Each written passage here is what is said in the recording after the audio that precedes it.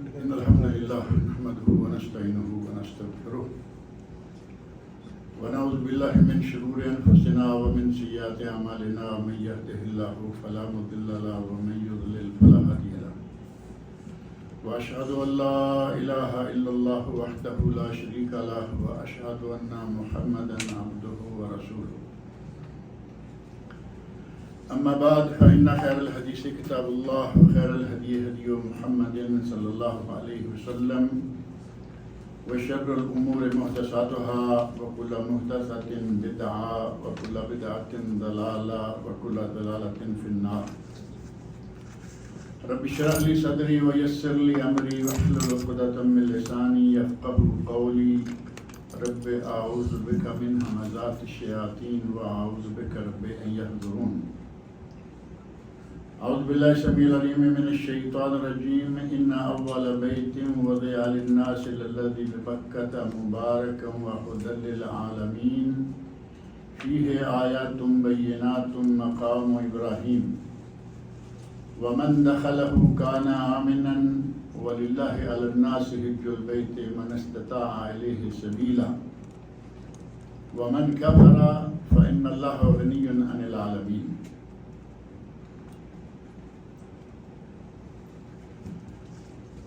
گزشتہ درس میں ہم نے عمرہ کے مسائل و احکام سارے مکمل کر لیے تھے، جو موجود تھے انہیں یاد ہوگا.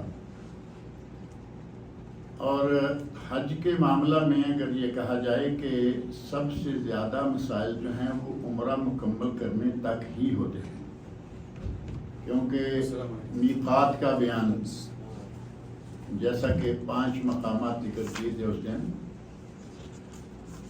اور میقات کی بھی 2 قسمیں ہیں، ایک میقات زمانی اور ایک میقات مکانی.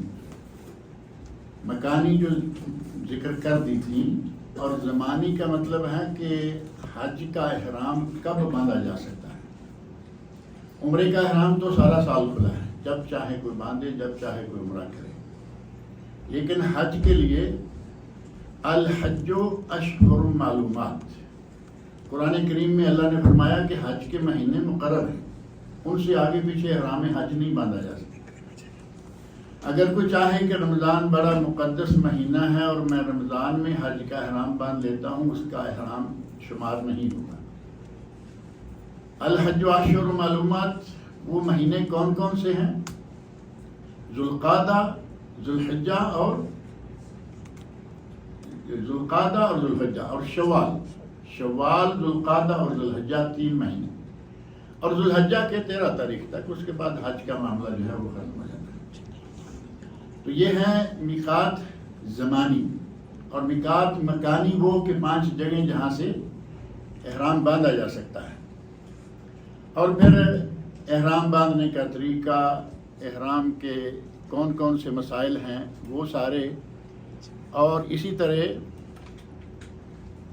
بہت سارے مسائل جو ہیں ان کا تعلق عمرے سے ہے. حج کا معاملہ، عمل سب سے بڑا حج ہے، لیکن مسائل اس کے بہت تھوڑے. مسائل کتنے ہیں؟ منا جانا، اور وہاں سے عرفات جانا، اور وہاں سے مزدلفہ آنا، اور وہاں سے واپس منا آنا، حج مکمل ہو گیا.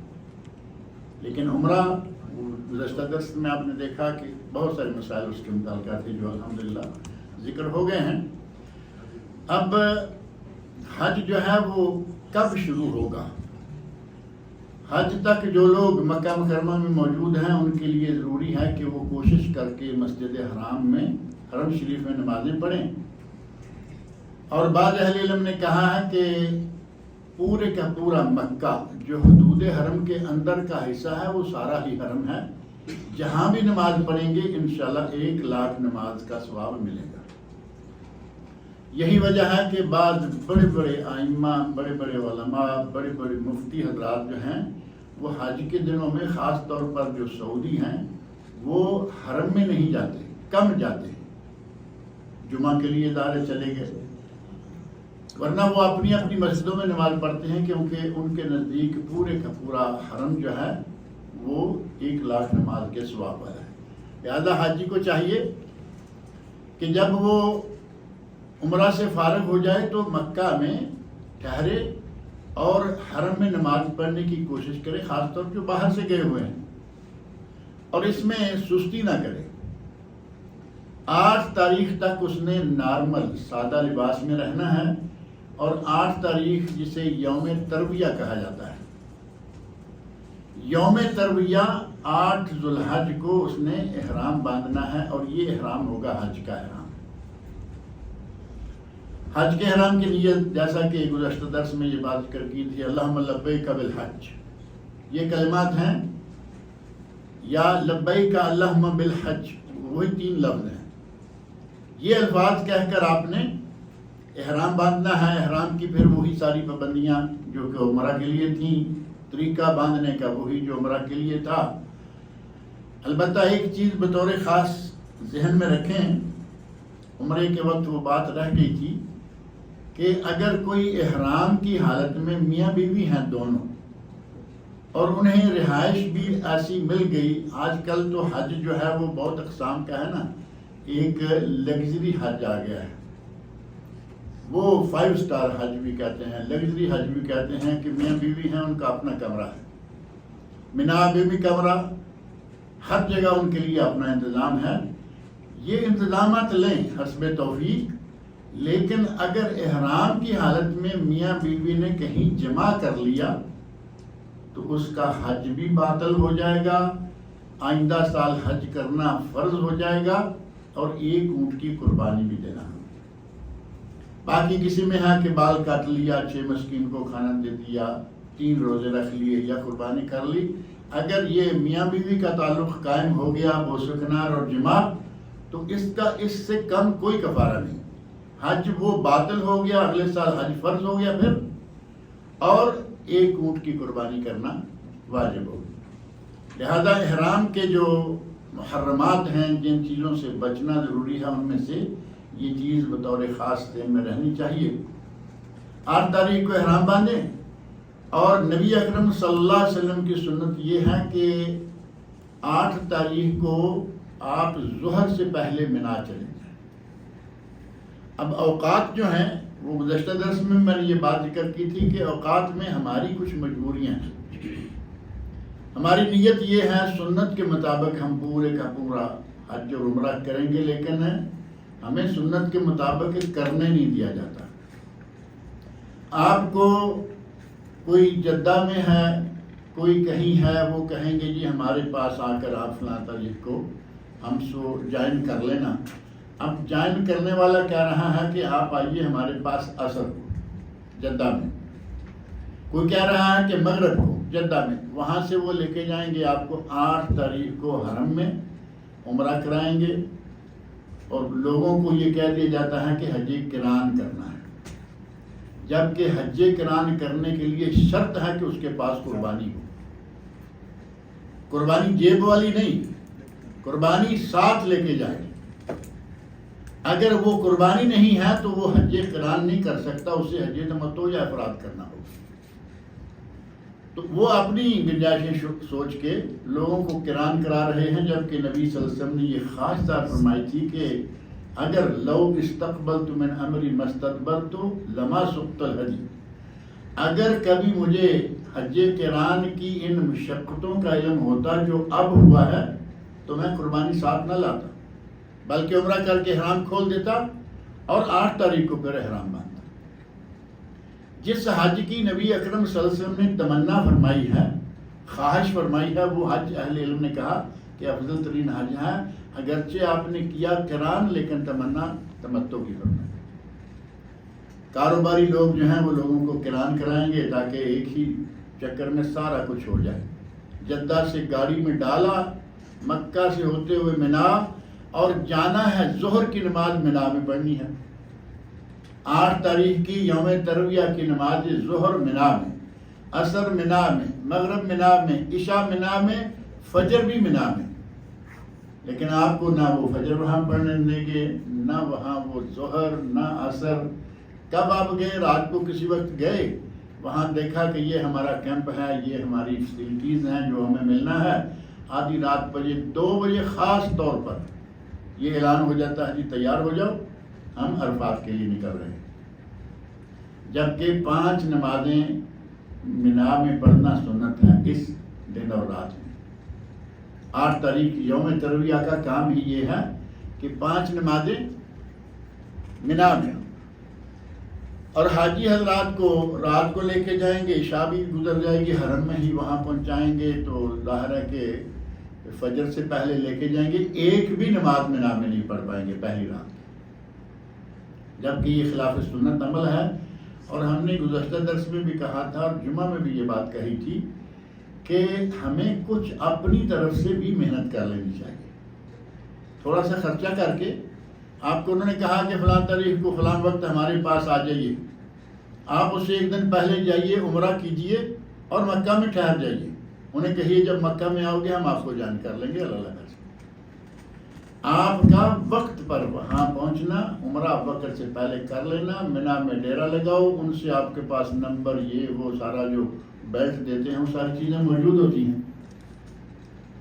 لہذا اگر تھوڑا سا خرچہ، یعنی آپ کہیں کہ نہیں جہاز سے جدہ میں اترنا ہے، جدہ میں کیمپ میں ہی رہیں گے، آگے وہ لے کے جائیں گے، تو پھر آپ کا عمرہ بھی اسی طرح کا ہوگا اور سنتیں بھی اسی طرح کی پوری ہوگی۔ 8 تاریخ کو وہاں رات گزارنا سنت ہے، واجب نہیں لیکن سنت ہے، سنت رسول ہے، نبی صلی اللہ علیہ وسلم نے وہاں 5 نمازیں پڑھی ہیں۔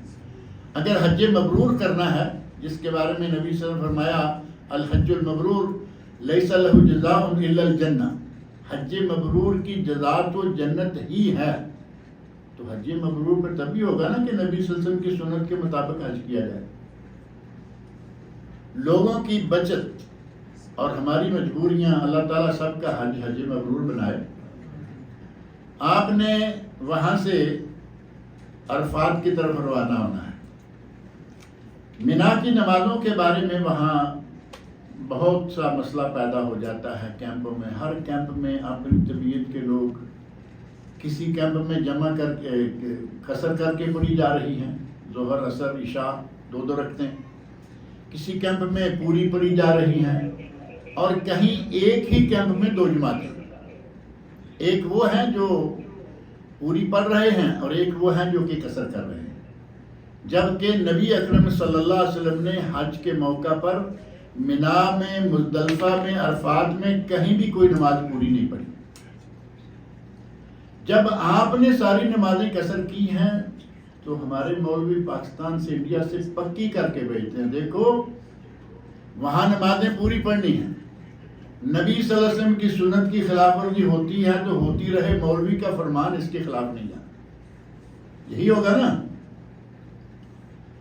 نبی اکرم صلی اللہ علیہ وسلم نے، ایک روایت میں آتا ہے کہ آپ نے فرمایا تھا نحن قوم سفر، تم اٹھ کے اپنی نماز پوری کر لو، ہم تو مسافر ہیں۔ دنیا کا کوئی عالم یہ ثابت نہیں کر سکتا کہ یہ آپ نے حج کے موقع پر فرمایا۔ یہ فتح مکہ کے موقع پر جب آپ واقعی مسافر تھے اور جہاد کے لیے آئے ہوئے تھے، اس وقت آپ نے یہ الفاظ ارشاد فرمائے۔ اس روایت کو یہاں فٹ کر کے سارے لوگوں کی نماز سنت کے خلاف پوری پڑھاتے رہتے ہیں۔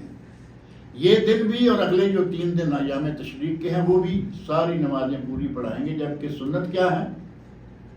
قصر، ظہر عصر اور عشاء کی 2 رکعت، وتر پڑھ سکتے ہیں، فجر کی سنتیں پڑھنی ہیں، اور آپ کا جی چاہے رات کو نوافل پڑھ لے، کوئی حرج نہیں، لیکن جو عمل نبی اکرم صلی اللہ علیہ وسلم نے کیا ہے وہ ہے قصر کا۔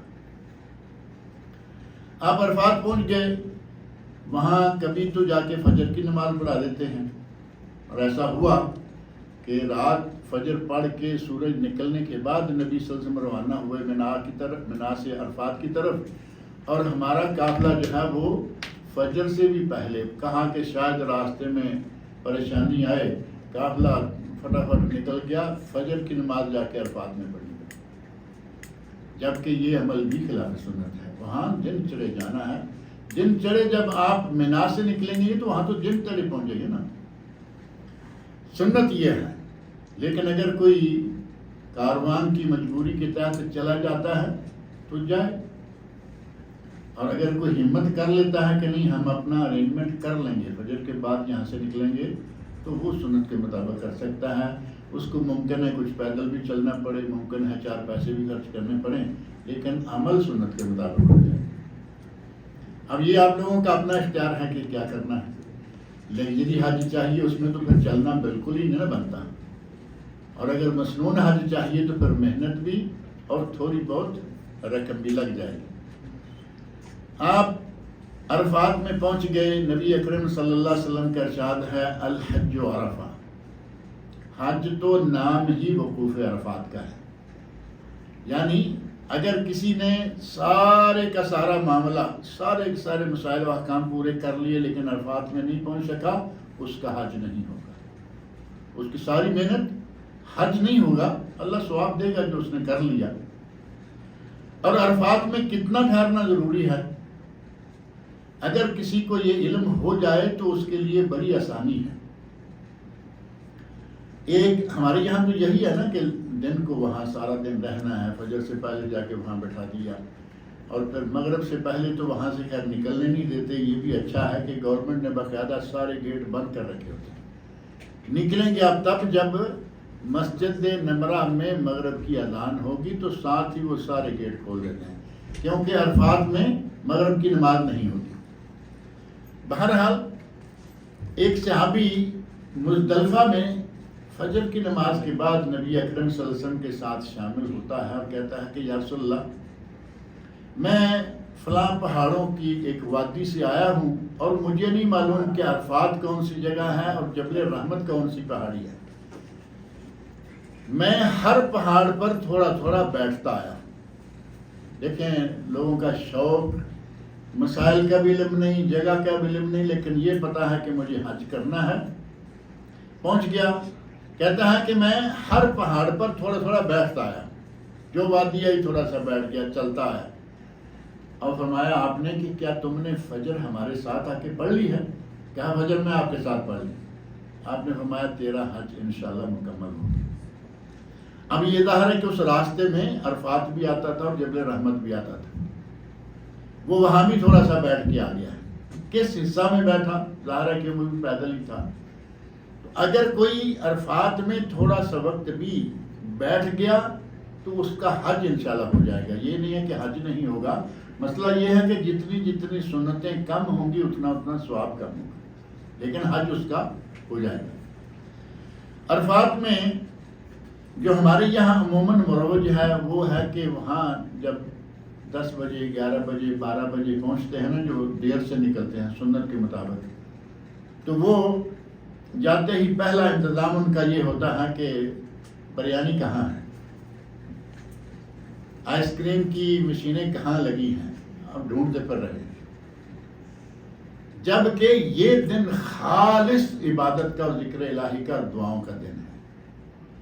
نبی اکرم صلی اللہ علیہ وسلم اس دن دعاؤں میں انتہائی مصروف رہے، کھانے پینے کا کوئی ہوش نہیں، دعائیں کر رہے ہیں، ذکر کر رہے ہیں، اور اللہ رب العزت کے حضور لو لگا کے سارا دن آپ نے اس انداز سے گزارا کہ لوگوں کو شک ہو گیا کہ شاید نبی صلی اللہ علیہ وسلم روزے سے ہیں۔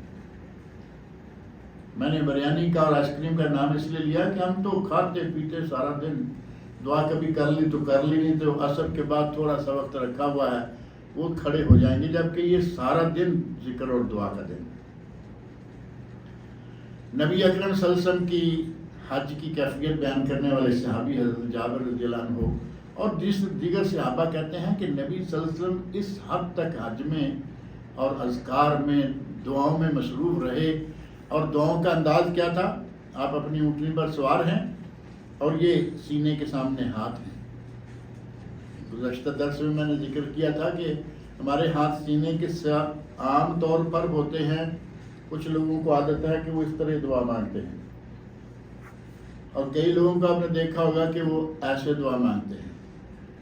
اور حج کے موقع پر عموماً پتہ ہوتا ہے کہ کیمرہ کہاں کہاں لگا ہوا ہے، جیسے ہی چلتے پھرتے کیمرہ سامنے آیا تو ہاتھ یہ۔ نبی اکرم صلی اللہ علیہ وسلم کے دعا مانگنا کا یہ انداز بالکل نہیں ہے، سوائے صلاۃ الاستسقاء کے، جو بارش مانگنے کی دعا ہے اس میں آپ نے ہاتھ اونچا کیے یہاں تک کہ آپ کی بغلوں کی سفیدی نظر آ گئی۔ باقی دعا کا انداز جو ہے وہ ہے سینے کے سامنے ہاتھ۔ آپ اس طرح دعا مانگ رہے تھے کا استطعام المسکین، جیسے کہ کوئی مسکین کھانا مانگتا ہے، اس انداز سے صحابہ میں یہ بات پھیل گئی کہ آپ کہیں روزے سے تو نہیں ہیں؟ نبی اکرم صلی اللہ علیہ وسلم کی چچی حضرت ام الفضل رضی اللہ عنہا، جو کہ حضرت عباس رضی اللہ عنہ کی بیوی ہیں، وہ کہتی ہیں کہ میں نے دودھ کا پیالہ اٹھایا اور نبی صلی اللہ علیہ وسلم کے سامنے پیش کر دیا۔ آپ میدان عرفات میں اونٹنی پر سوار لوگوں سے خطاب فرما رہے تھے، میں نے دودھ کا پیالہ دیا اور آپ نے دودھ کا پیالہ نوش فرمایا۔ یہ بات سب کے ذہن سے نکل گئی کہ آپ روزے سے نہیں ہیں، لیکن ذکر و دعا میں اتنے مشغول ہیں کہ کھانے پینے کی طرف اتنی توجہ نہیں جا رہی۔ سنت یہ ہے کہ جو آدمی حج کی حالت میں میدان عرفات میں ہے وہ روزہ نہ رکھے، سنت یہ ہے۔ اور ہمارے حضرات وہاں روزہ رکھنا شاید زیادہ ضروری سمجھتے ہیں، آگے پیچھے رکھے نہ رکھیں، عرفات میں سنت کی خلاف ضرور کریں گے، روزہ رکھیں۔ وہ لوگ جو حج تو نہیں کر رہے لیکن وہ وہاں خدمت گار ہیں، حجاج کی خدمت پر خدام الحجاج کہیں یا کچھ بھی کہیں، وہ لوگ روزہ رکھیں۔ جن لوگوں نے دکانیں لگائی ہوئی ہیں، بزنس مین ہیں، وہ روزہ رکھیں، لیکن جو حج کی نیت سے وہاں موجود ہے وہ روزہ نہ رکھے، کیونکہ یہ سنت کے خلاف ہے۔ ذکر میں دعاؤں میں مشغول رہیں۔ یہ سارا دن ذکر و دعا کا ہے۔ نبی اکرم صلی اللہ علیہ وسلم ارشاد فرماتے ہیں کہ یوم عرفہ کے دن اللہ رب العزت اتنے بندوں کو جہنم سے آزاد کرتا ہے کہ جتنے کسی دوسرے موقع پر آزاد نہیں کرتا، اور ایک بندے کو کھانے پینے سے ہی ہوش نہ ہوگی تو وہ آزادی پائے گا۔ اللہ سے آزادی جہنم سے مانگیں، دعائیں کریں، ذکر و اذکار میں مشغول رہیں۔ اور نبی صلی اللہ علیہ وسلم کی ایک دعا، جیسے میں نے پہلے طواف اور سعی کے ضمن میں ذکر کیا نا کہ کچھ دعاؤں کو مخصوص کر لیا گیا ہے، پہلے چکر کی دعا، دوسرے چکر کی دعا، ایسے ہی عرفات کے لیے بھی کچھ دعاؤں کو مخصوص کر لیا گیا، جبکہ عرفات کے لیے نبی صلی اللہ علیہ وسلم نے ایک دعا کے علاوہ کچھ نہیں سکھلایا۔ ایک دعا طواف میں، ایک دعا سعی میں جو صفا مروہ کو چھوڑ کر درمیان والی ہے، اور ایک دعا پورے یوم عرفہ میں، عرفات کے میدان میں ایک دعا۔ اور وہ کون سی ہے؟ نبی صلی اللہ علیہ وسلم فرماتے ہیں کہ میں نے اور مجھ سے پہلے انبیاء نے جو سب سے بہترین دعا مانگی ہے وہ یہ ہے، لا الہ الا اللہ وحدہ لا شریک لہ لہ الملک ولہ الحمد وہو علی کل شیء قدیر۔ یہ کلمات ہیں دعا کے، اسے آپ ذکر کہیں، اسے آپ دعا کہیں۔ اس کی کئی سندیں، کئی صحابہ کرام نے یہ دعا بیان فرمائی۔ انفرادی طور پر بعض لوگوں نے پچھلے دنوں ایک مضمون بہت پھیلایا تھا کہ یہ دعا سند کے اعتبار سے ضعیف ہے، جبکہ ایک سند نہیں ہے جس کو آپ ضعیف کہیں گے اور اس کو چھڑا دیں گے لوگوں سے۔ اس کی کئی سندیں ہیں، اور بڑے بڑے محدثین کرام نے کہا کہ ان سب سندوں کا مجموعہ جو ہے اس حدیث کو قابل عمل بنا دیتا ہے۔ حجاج خاص طور پر یہ توجہ رکھیں کہ بکثرت یہ دعا اس دن مانگے۔ فرمایا کہ میں نے اور انبیاء نے، یعنی جو پہلے انبیاء حج کرتے رہے ہیں، میدان عرفات میں جو سب سے اہم ترین اور افضل ترین دعا مانگی گئی وہ یہ دعا ہے۔ لہذا اس کو جس کو یاد ہے الحمدللہ، جسے یاد نہیں وہ یاد کرے۔ عرفات میں جانے سے پہلے دو وادیاں آتی ہیں، وادی نمرہ اور وادی اورانا۔ ان وادیوں میں نبی اکرم صلی اللہ علیہ وسلم کا پہلے خیمہ لگا ہوا تھا، وادی نمرہ میں، پھر آگے چلے گئے وادی اورانا میں، جہاں آج مسجد نمرہ ہے، حج والی مسجد ہے، یہ اس مقام پر ہے میدان عرفات کے اندر۔ یہ دونوں وادیاں ہیں، وہاں ٹھہرنا سنت تھا، لیکن آج کل وہ سنت پوری ہو نہیں پاتی، کیونکہ کوئی بھی سنتیں لوگ پوری نہیں کرنے دیتے کہ، اور وہ تو پھر پتہ بھی نہیں چلتا کہ وہ وادی کتنی ہے اور کہاں ہے۔ بہرحال پورا عرفات نبی صلی اللہ علیہ وسلم نے میدان عرفات کے اس پہاڑ جبل رحمت کے پاس اپنے اونٹنی کو کھڑے کیا، خطبہ دیا، اور آپ نے ارشاد فرمایا وقفت ہاہنا، وقفت ہاہنا، میں نے تو یہاں وقوف کیا ہے، وعرفہ کلھا موقف، اور عرفہ کے کسی بھی حصے میں کوئی بھی آ کے رک جائے اس کا وہی مقام وقوف ہے، وہی اس کا عرفہ ہے۔ مسجد نمرہ کے اندر جگہ مل جائے الحمدللہ، خطبہ بھی سنیں گے، باجماعت دونوں نمازیں پڑھیں گے، جمعاً و قصراً، وہ دو رکعتیں پڑھائیں گے، ایک اذان اور 2 اقامتیں 2 نمازیں، یہ ہے سنت۔ ہمارے یہاں جو ہر موقع پر سنت کے خلاف جانے والے علماء ہیں یا ان کے ماننے والے ہیں، وہ یہاں بھی نہ قصر کرنے دیتے ہیں نہ جمع کرنے دیتے ہیں۔ کہیں گے کہ ظہر اپنی جگہ پہ اپنے وقت پر پوری اور قصر اپنے وقت پر پوری پڑھیں گے، جبکہ سنت کے خلاف عمل ہے۔ جو لوگ مسجد نمرہ میں پہنچ سکیں، خوش نصیبی ہے، مقام ہے، ایک خاص جگہ ہے، اور اگر وہاں نہیں پہنچ سکتے، اور یقیناً سارے تو پہنچ بھی نہیں سکتے کیونکہ وہ تو چھوٹی سی مسجد ہے، بہت بڑی ہونے کے باوجود حجاج کی تعداد کے حساب سے وہ بالکل چھوٹی سی ہے، کیونکہ حجاج سے پورے کا پورا عرفات بھرا ہوا ہوتا ہے الحمدللہ۔ جس کو جہاں جگہ ملی ہے، جس کے جہاں کیمپ لگے ہیں، وہ اپنے کیمپ میں باقاعدہ اذان کہے۔ اب اٹھ کے خطبہ دینے کی تو وہاں کوئی ضرورت نہیں ہے، کیونکہ خطبہ تو وہاں مسجد نمرہ میں ہوتا ہے۔ یہاں اگر کوئی واعظ کرنا چاہے، اپنے لوگوں کو کچھ ہدایت کرنا چاہے، اچھی بات ہے، مسائل ہی سکھلا دے تھوڑے بہت حج کے، ورنہ اذان کہیں اور ظہر کی نماز 2 رکعتیں پڑھیں، اور پھر عصر کی نماز 2 رکعتیں۔ ظہر کے وقت میں دونوں نمازیں پڑھنا جمع تقدیم سے یہ سنت ہے۔ اور یہاں آپ کا یہ دن جتنا بھی حصہ گزرے عبادت میں گزاریں، وہاں سوئے ہوئے لوگ بھی دیکھے گئے کہ تھوڑا سا وقت ہے، لیکن اس کے باوجود جب آدمی دبا کے بریانی کھا لے تو نیند تو آتی ہے نا، سو جاتے ہیں۔ کوشش کریں کھانے پینے کا خیال رکھیں، لیکن نیند سے بچیں۔ یہ وقت دوبارہ تو آنے والا نہیں، یہاں رہنے والوں کو بھی تو 5 سال کے بعد باری آتی ہے نا، باہر والے جو ہیں وہ بھی آتے رہتے ہیں، لیکن کئی لوگوں کو ساری عمر میں ایک مرتبہ موقع ملتا ہے، وہ بھی یہ دن سو کے گزار دیں گے تو پھر وہ ان کے لیے کون سا وقت اہم ہوگا۔ اللہ کے ساتھ تعلق قائم کریں، وہاں ذکر و دعا، توبہ، استغفار اور تلبیہ جاری رکھیں۔ جب آپ منا سے نکلے، تلبیہ شروع کیا، یہ جاری رہنا چاہیے، بلکہ آپ نے جب احرام باندھا اپنی بلڈنگ سے، مکہ سے، تب سے تلبیہ شروع ہے۔ اور یہ تلبیہ کب تک جاری رہے گا؟ جب آپ نے جا کے کنکریاں مارنی ہے نا بڑے شیطان کو، جسے جمرہ عقبہ ہے، بڑا شیطان کہا جاتا ہے اس کو۔ آپ کے علم میں ہوگا کہ کچھ عرصہ پہلے، یعنی کچھ عرصہ سے مراد کئی سال پہلے، یہاں لکھا ہوتا تھا شیطان بزرگ،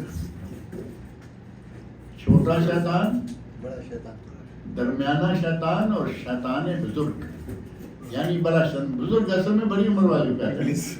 پھر آہستہ آہستہ لوگوں نے کہا کہ یہ آپ نے کیا رکھا ہے، ہمارے یہاں تو بزرگ کا معنی بڑی کنسپٹ اور ہے، اور تم نے شیطان کے ساتھ بزرگ لگا رکھا ہے۔ اب وہ لفظ وہاں نہیں ملتا۔ تو جب تک آپ جمرہ عقبہ کو کنکریاں نہیں مارتے تھے، تب تک تلبیہ پڑھتے رہیں۔ صحابہ کہتے ہیں کہ ہم میں سے کوئی تلبیہ پڑھ رہا ہوتا، تلبیہ کے 2-3 صیغے میں نے بتائے تھے گزشتہ درس میں، کوئی تلبیہ پڑھ رہا ہوتا اور کوئی لا الہ الا اللہ، لا الہ الا اللہ یہ ذکر کر رہا ہے، اور کوئی اللہ اکبر، اللہ اکبر، تینوں چیزیں اپنے وقت پر جو چاہے جتنا چاہے کہتا رہے، کوئی اس میں حرج نہیں ہے۔ مغرب کی نماز تک عرفات میں رہیں گے، مغرب کی اذان ہوتے ہی وہاں سے روانگی ہو جائے گی۔ یہ عظیم دن، جس دن اللہ رب العزت آسمان دنیا پہ آتا ہے، اللہ رب العزت کا آسمان دنیا پر آنا کئی مواقع پر ہے۔ ایک سالانہ یہ ہے یوم عرفہ، ایک ہے شعبان کے سارے دن اللہ رب العزت آسمان دنیا پر آتا ہے، اور آ کے آسمان دنیا پر آ کر یدنو منہم، اللہ ان کے قریب یعنی حجاج کے قریب ہو جاتا ہے۔ کہاں؟ 7 آسمان اوپر، پھر اوپر عرش، اور اللہ رب العزت تو عرش پر مستوی ہے نا، لیکن اس دن اللہ آسمان دنیا پہ آتا ہے، فرشتوں کو اکٹھے کر کے کہتا ہے اتونی شخصاً غبرا، یہ دیکھو لوگ میرے پاس آئے ہیں، پراگندہ حال ہیں، بالوں کا پرواہ نہیں، کپڑوں کی پرواہ نہیں۔ آج کل تو ویسے ایسا حج نہیں ہوتا، جو ہائی فائی حج والے ہیں ان کے یہاں کپڑے صاف ستھرے، بال صاف ستھرے اور دلہے دلائے، لیکن جو لوگ پیدل سفر کیا کرتے تھے نا، مکہ سے منا، منا سے عرفات، وہ لوگ ان کے کپڑے بھی غبار آلود ہو جایا کرتے تھے اور ان کے بال بھی پراگندہ ہو جاتے تھے. آج کل وہ چیزیں نہیں رہیں، لیکن حاجی حاجی ہے ہر حال میں. اللہ فرماتے ہیں اتونی شوسن غبرا، دیکھو یہ غبار آلود ہو کر اور پراگندہ حال ہو کر میرے پاس آئے ہیں. ماذا ارادو، یہ کیا لینے آئے ہیں؟ اور پھر فرشتوں کو کہتا ہے اشہدکم انی قد غفرت لہم، میں تم سب کو گواہ بناتا ہوں کہ میں نے ان سب کو آج بخش دیا. یہ وہ دن ہے. اس دن کے لیے دنیا کے لوگ بیچارے ترستے ہیں کہ ہمیں کوئی وہ موقع ملے کہ ہم اس موقع پہ وہاں پہنچ سکیں، حج کر سکیں. خوش نصیب ہیں وہ لوگ جنہوں نے کر لیا، خوش نصیب ہیں جو اس سال کریں گے، اور جنہوں نے آج تک نہیں کیا اللہ تعالیٰ ان کو توفیق عطا فرمائے کہ وہ آئندہ بھی کریں، آئندہ سالوں میں کریں. یہ انتہائی اہم دن ہے. اور اللہ رب العزت فرشتوں کو مخاطب ہو کے صرف یہ نہیں کہتا کہ میں تمہیں گواہ بناتا ہوں، دیکھو میں نے ان کو بخش دیا، بلکہ یباہی بہم، اللہ فرشتوں کے سامنے بندوں پر، اپنے ان حاجی بندوں پر فخر کرتا ہے کہ دیکھو یہ میرے بندے. بعض اہل علم نے لکھا کہ جس وقت اللہ رب العزت آدم علیہ السلام کو بنانے لگے تھے، تخلیق ہونے لگی تھی، تو اس وقت معلوم ہے نا قرآن کریم میں واقعہ موجود ہے. فرمایا کیا ضرورت ہے، فرشتے کہتے ہیں کیا ضرورت ہے، نحن نسبح بحمدک ونقدس لک، ہم تیری تسبیح بیان کرتے ہیں، تیری پاکیزگی بیان کرتے ہیں، اس کو بنانے کی کیا ضرورت ہے. اس وقت اللہ نے فرمایا انی اعلم ما لا تعلمون، میں وہ جانتا ہوں جو تم نہیں جانتے. آج جو اللہ رب العزت فخر کر رہا ہے کہ دیکھو میرے بندے کس حال میں بال بچے چھوڑ کر، بہن بھائی چھوڑ کر، ملک چھوڑ کر، کام کاج چھوڑ کر یہاں اس میدان میں بیٹھے. میں جانتا ہوں کہ میں کیوں اس کو بنا رہا ہوں. اس وقت اللہ رب العزت انی اعلم ما لا تعلمون. اس دن جتنا بھی ہو سکے اللہ کے ساتھ تعلق قائم کریں، قریب رہیں اللہ کے. اور کچھ بدبخت وہ ہیں جو پاکستان کیا، انڈیا کیا، یہاں کیا، وہاں کہاں اسپیشل ٹریننگ لے کے چوری کرنے کے لیے آتے ہیں. اب اس موقع پہ ان کا ذکر کرنا بھی کوئی اتنا اچھا نہیں. حرم میں چوریاں کریں گے، جیبیں کاٹیں گے، لوگوں کے پرس ماریں گے، جہاں جہاں ان کا داؤ چلے گا وہ اپنا کام کریں گے. اتنا عظیم دن، اور آپ سمجھتے ہیں کہ جس میں نیکی اتنی اچھی ہوگی اس میں گناہ کتنا برا ہوگا. میدان عرفات میں اور حج کے موقع پر حاجی کی جیب مار لے گا جو، ان لوگوں کا پتہ نہیں اللہ کے سامنے کیا منہ لے کے جائیں گے. حرم کے اندر حاجی طواف کر رہا ہے، یہ جیب مار رہے ہیں، حاجی صحیح کر رہا ہے، یہ جیبیں کاٹ رہے ہیں. اور یہ ایسے واقعات بہت سارے آتے ہیں. 8 تاریخ کو مینا سے آگے 9 کو روانہ ہو گئے، آپ عرفات میں پہنچ گئے، اور عرفات میں مغرب کے ساتھ ہی آپ نے مزدلفہ چلے جانا. لیلۃ الجمع اور لیلۃ المزدلفہ. مزدلفہ میں جا کے کوئی خاص عبادت نہیں ہے.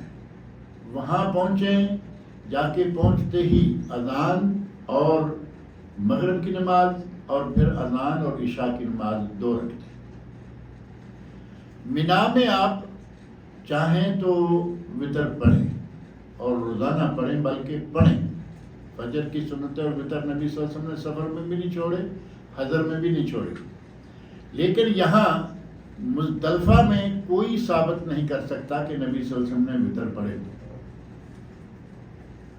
علامہ ابن قیم رحمۃ اللہ نے بطور خاص لکھا ہے کہ نبی صلی اللہ علیہ وسلم نے آ کے مغرب کی نماز، عشاء کی نماز پڑھی، بلال کو کہا اذان دو، پہلے مغرب پڑھی اقامت کے ساتھ، پھر کہا اقامت کہو، عشاء کی 2 رکعتیں پڑھی اور آپ سو گئے.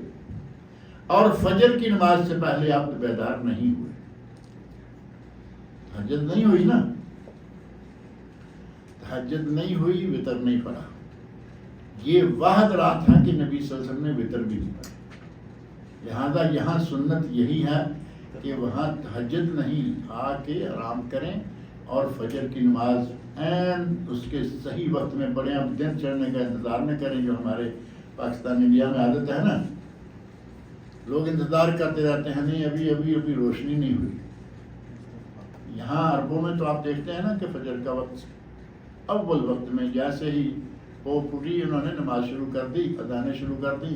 ہمارے یہاں اذان اگر کہہ بھی دے تو نماز میں اتنی لیٹ کرتے ہیں کہ ادھر دن چڑھنے کے قریب ہوتا ہے جب ہماری جماعت ختم ہوتی ہے. یہاں نبی اکرم صلی اللہ علیہ وسلم نے تہجد کی نماز نہیں پڑھی اور نہ وتر پڑھے ہیں. فجر کی نماز پڑھی اور فجر کی نماز پڑھ کے آپ مشعر الحرام جو پہاڑی ہے، ایک پہاڑی جبل رحمت ہے اس میں عرفات میں، اور ایک مشعر الحرام کے نام کی پہاڑی ہے مزدلفہ. فَإِذَا أَفَضْتُم مِّنْ عَرَفَاتٍ فَاذْكُرُوا اللَّهَ عِندَ الْمَشْعَرِ الْحَرَامِ. جب تم عرفات سے آؤ تو مشعر الحرام کے پاس اللہ کا ذکر کرو. یہ پہاڑی ہے جس کا نام مشعر الحرام، قرآن کریم میں اس کا باقاعدہ نام آیا. اس پہاڑی کے پاس نبی اکرم صلی اللہ علیہ وسلم چلے گئے، قبلہ کی طرف منہ کر لیا اور دعائیں مانگنا شروع کی. نماز کے بعد ذکر اذکار اور دعائیں. اور جب خوب روشنی ہو گئی لیکن سورج ابھی نہیں نکلا، بلال رضی اللہ عنہ سے کہا کہ جاؤ جا کے میرے لیے کنکریاں چن کے لے آؤ. وہ کنکریاں لائے اور سورج نکلنے سے پہلے مزدلفہ سے نبی صلی اللہ علیہ وسلم مینا کی طرف روانہ ہو. یہ ہو گیا جو تندرست و توانا لوگ ہیں. لیکن نبی صلی اللہ علیہ وسلم کے ساتھ اس وقت کچھ بزرگ بڑی عمر کے اور کچھ چھوٹی عمر کے یا کمزور لوگ تھے. حضرت ابن عباس رضی اللہ عنہما جو نبی صلی اللہ علیہ وسلم کی چچا زاد بھائی ہیں، وہ کہتے ہیں انا ممن قدمہم رسول اللہ صلی اللہ علیہ وسلم الی منا. میں ان لوگوں میں سے ہوں جنہیں نبی صلی اللہ علیہ وسلم نے منا کی طرف بھیج دیا. کب؟ آدھی رات کے بعد. خود آپ سورج نکلنے کے قریب تک وہاں رہے جو کہ سنت ہے. لیکن جو معذور ہیں، بڑی عمر کا ہے، کوئی بچے والی عورت ہے، کوئی پریگننٹ عورت ہے، رش میں نہ پھنسے، آرام سے وہ آدھی رات کو نکل جائے. اور وہ بیان کرتے ہیں کہ مجھے جب نبی صلی اللہ علیہ وسلم روانہ کرنے لگے تو میری ران پہ اپنا دست مبارک تھوڑا سا مارا اور کہا عبیدیہ، اے میرے بیٹے، لا ترم الجبرتا حتی تطلع الشمس. جا کے مینا میں اپنے کیمپ میں تو رک جاؤ لیکن رمی نہیں کرنا. جب تک سورج نہیں نکلے گا تم جا کے رمی نہیں کرو گے. ہمارے یہاں وہاں سے نکلتے ہیں مزدلفہ سے، سیدھے سورج نکلنے سے پہلے ہی سارا کام مکمل کر کے منا واپس آئے. سنت یہ ہے کہ سورج نکلنے کے بعد پہلے دن کی رمی ہو. سورج نکلنے کے بعد پھر جب تک وقت ہے کرتے رہیں. اگر کوئی عذر نہیں ہے تو کوشش کر کے وہاں سے آپ سورج نکلنے کے قریب نکلیں. اور جب آپ نکلیں گے راستے میں وادی پڑتی ہے، وادی محصر. یہ وہ وادی ہے جس وادی میں اللہ رب العزت نے ابرہا اور اس کی فوج کو تباہ کیا تھا. جو کعبہ پر حملہ کرنے کے لیے آئے تھے نا یمن سے، عیسائیوں کے عساکر، ان کا سربراہ ابرہا تھا جو ہاتھی پر سوار تھا. الم تر کیف فعل ربک باصحاب الفیل، آیت صورتیں آپ پڑھتے رہتے ہیں. وہاں اس وادی میں اس قوم کو اللہ نے تباہ کیا تھا. وہ باقاعدہ لکھا ہوتا ہے راستوں پر کہ یہاں سے وادی شروع ہو رہی ہے، وادی محصر. بدایت وادی محصر وہ زیادہ لمبی نہیں، تھوڑی جا کے نہایت وادی محصر. ہمیں یہ چیزیں دیکھنے کی اور پوچھنے کی عادت ہی کوئی نہیں ہے، بس چل رہے ہیں. وہاں سے نبی صلی اللہ علیہ وسلم نے اپنی سواری کو ایڑ لگائی اور تھوڑا تیز نکال کے نکل گئے، کیونکہ وہاں ایک قوم پر عذاب نازل ہوا تھا. اور یہ متقل قاعدہ ہے کہ اگر کوئی عذاب والی جگہ آئے راستے میں تو وہاں سے تیزی سے نکل جائے. اور ہم نے اپنی آنکھوں سے اس وادی محصر میں بعض لوگوں کو سوئے ہوئے پایا. وہ وہاں مزدلفہ سے، عرفات سے نکلے مزدلفہ، اور مزدلفہ میں کوشش ہے کہ تھوڑا آگے منا کے قریب جا کے رکیں گے، حتیٰ کہ وہ جا کے وادی محصر میں سو گئے. وہاں سے صبح اٹھے اور وہیں سے آگے روانہ ہو گئے، جبکہ مزدلفہ وہاں آتے آتے ختم ہو چکا. ان لوگوں کو اللہ تعالیٰ ہدایت دے، تھوڑی سی معلومات لے کے چلیں. اگر آپ کی بس ہے تو وہ تو ظاہر ہے کہ تیز جائے گی یا آہستہ جائے گی، آپ کے علم میں نہیں ہے. اگر کسی کو پیدل جانا ہو تو وہ وادی محصر کا خیال رکھے، وہاں سے تیز جتنا تیز چل سکتا ہے، بھاگنے کی ضرورت نہیں لیکن تیز نکل جائیں۔ وہاں سے آپ کے پاس کوئی سامان ہے، اپنے کیمپ میں سامان رکھیں اور جائیں جا کے رمی کریں، اور اگر کوئی سامان ایسا نہیں ہے، ہلکا پھلکا ہے، انہوں نے اتارا جہاں بھی، یا وہ آپ کو جمرہ کے قریب اتار جائیں، تو وہاں سے آپ نے پہلے دن 7 کنکریاں مارنی ہیں۔ 7 کنکریاں جمرہ عقبہ، اس بڑے شیطان کو جسے شیطان بزرگ کہا گیا تھا، یہاں 7 کنکریاں، اور ایک ایک کر کے، اگر آپ کے ساتھ خواتین ہیں، بچے ہیں، ان کو آپ مینا میں چھوڑیں اور ان کی کنکریاں آپ لے لیں، ساتھ ساتھ ہر کسی کی، چاہے بچہ ہے چاہے بڑا ہے۔ اگر یہاں کوئی یہ چاہیں کہ میں اب اتنی کنکریاں 5-7 لوگوں کی کنکریاں ہو جائیں گی تو کافی ہو جائیں گی، ایک ایک مارنے میں وقت لگے گا، اور پہلے دن ایک کو مارنی ہے، رش بھی بڑا ہوگا وہاں۔ ویسے گھبرانے والی بات نہیں، آج کل حکومت نے ماشاءاللہ اتنا انتظام کر دیا ہے کہ پہاڑوں والے پہاڑوں سے سیدھے وہاں پہنچ رہے ہیں، نیچے والے نیچے سے پہنچ رہے ہیں، راستے بے شمار، اور ایک منزل نہیں، 2 نہیں، اب 5 منزلیں کام کر رہی ہیں۔ بہت اعلیٰ انتظام، رش والی بات جو ہے وہ ختم ہوگی، لیکن پھر بھی وہاں ظاہر ہے کہ بوڑھا آدمی ہو، کوئی بیمار آدمی ہے، کمزور ہے، کوئی بچہ ہے، اس کی کنکری آپ لے لیں، اور ہر کنکری کو اللہ اکبر کہہ کے مارنا ہے، اور ایک ایک کرنا ہے۔ یہ نہیں کہ مٹھی بھری اب پہلے اپنی ساتھ مار لیں اور بعد میں ان سب کا ایک ہی چھنٹا مار دو، ایک کنکری شمار ہوگی، باقی بیکار ہو جائیں۔ لہذا یہ ذہن میں رکھیں کہ اللہ اکبر ہر کنکری کے ساتھ، اور ہر کنکری ایک ایک کر کے۔ اور نبی صلی اللہ علیہ وسلم نے کنکری اس انداز سے ماری کہ آپ کی بائیں طرف مکہ تھا اور دائیں طرف مینا تھا، وہاں اب یہ ممکن نہیں رہے گا کہ آپ وہاں ہی جا پائیں، اگر جا پائیں تو اچھا ہے، اور اگر کہیں بھی جگہ ملتی ہے تو وہ چاروں طرف سے لوگ کنکریاں مار رہے ہوتے ہیں، کوئی حرج نہیں۔ سنت یہ ہے کہ مکہ آپ کی بائیں طرف ہو، مینا دائیں طرف ہو، سامنے آپ کے وہ جمرہ ہوگا، ظاہر ہے کہ بہت لمبا چوڑا بنایا انہوں نے۔ 7 کنکریاں مار کے یہاں سے روانہ ہو جائیں آپ پھر واپس اپنے کیمپ کی طرف۔ قربانی، یہاں ایک بات ذہن میں رکھیں کہ یہ آج 10 تاریخ ہے، 9 میں آپ عرفات میں تھے، اور آج یہ 10 ہے، مینا میں ہیں۔ 10 تاریخ کو 4 کام کرنے ہوتے ہیں، اور ان کی سنت ترتیب کیا ہے وہ ذہن میں رکھیں۔ پہلا کام یہ جمرہ، کنکریاں مارنا۔ دوسرا کام ذبح و نحر، بڑا جانور ہے، اونٹ ہے، گائے ہے، نحر کرنا ہے، اور چھوٹا ہے تو اس کو ذبح کرنا ہے۔ تیسرا کام حلق یا تقصیر، بال منڈوانے ہیں یا کٹوانے ہیں، چھوٹے کروانے ہیں یا گنجا کروانا ہے۔ جن لوگوں نے آج سے 2-3 ہفتے پہلے عمرہ کیا ہے، مکہ میں موجود ہیں، ظاہر ہے کہ ان کے دوبارہ بال اگائے ہوں گے، وہ دونوں مرتبہ گنجا کروا سکتے ہیں۔ اور جو لوگ یہاں سے عموماً جاتے ہیں ذو الحج کی 3، 4، 5، 6 تاریخ کو، وہ جاتے ہی گنجا کروائیں گے، تو 10 تاریخ کو پھر کیا کروائیں گے؟ وہ جاتے ہی پہلے دن وال جو ہیں آدھے کروا لیں، چھوٹے کروا لیں۔ اور یہاں یہ بات ذہن میں رکھیں کہ جو ایک کینچی ہے نا، ادھر اور ایک ادھر، اور ایک پیچھے اور ایک آگے، یہ 4-6 کینچی والا، یہ نہ حلق ہے، یہ نہ تقصیر ہے، یہ کھیل ہے، اور یہ بہت کھیلا جاتا ہے وہاں۔ اللہ تعالیٰ ہدایت دے ہمارے لوگوں کو۔ تقصیر یہ ہے کہ ہر بال چھوٹا ہو، چاہے تھوڑا تھوڑا، چاہے زیادہ زیادہ، لیکن ہر بال چھوٹا ہونا چاہیے۔ ہمارے لوگ بس وہ اپنے بال بچانے کے چکر میں، گزشتہ درس میں نے بات ذکر کی تھی، کہتے ہیں جی جہاں ٹھیک ہے حج کرنا ہے، بال نہیں ہم کٹوائیں گے، ہم نے پھر چھٹی جانا ہے، یعنی ملک چھٹی جانے کے لیے اپنے حج کو بھی خراب کرنا پڑے تو کریں گے۔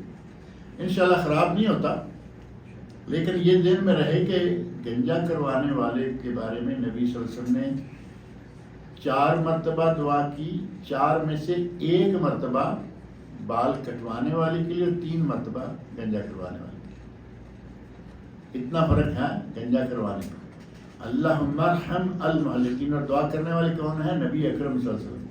اے اللہ قیامت تک جتنے لوگ آئیں گے حلق کروائیں گے، ان پر رحم فرما۔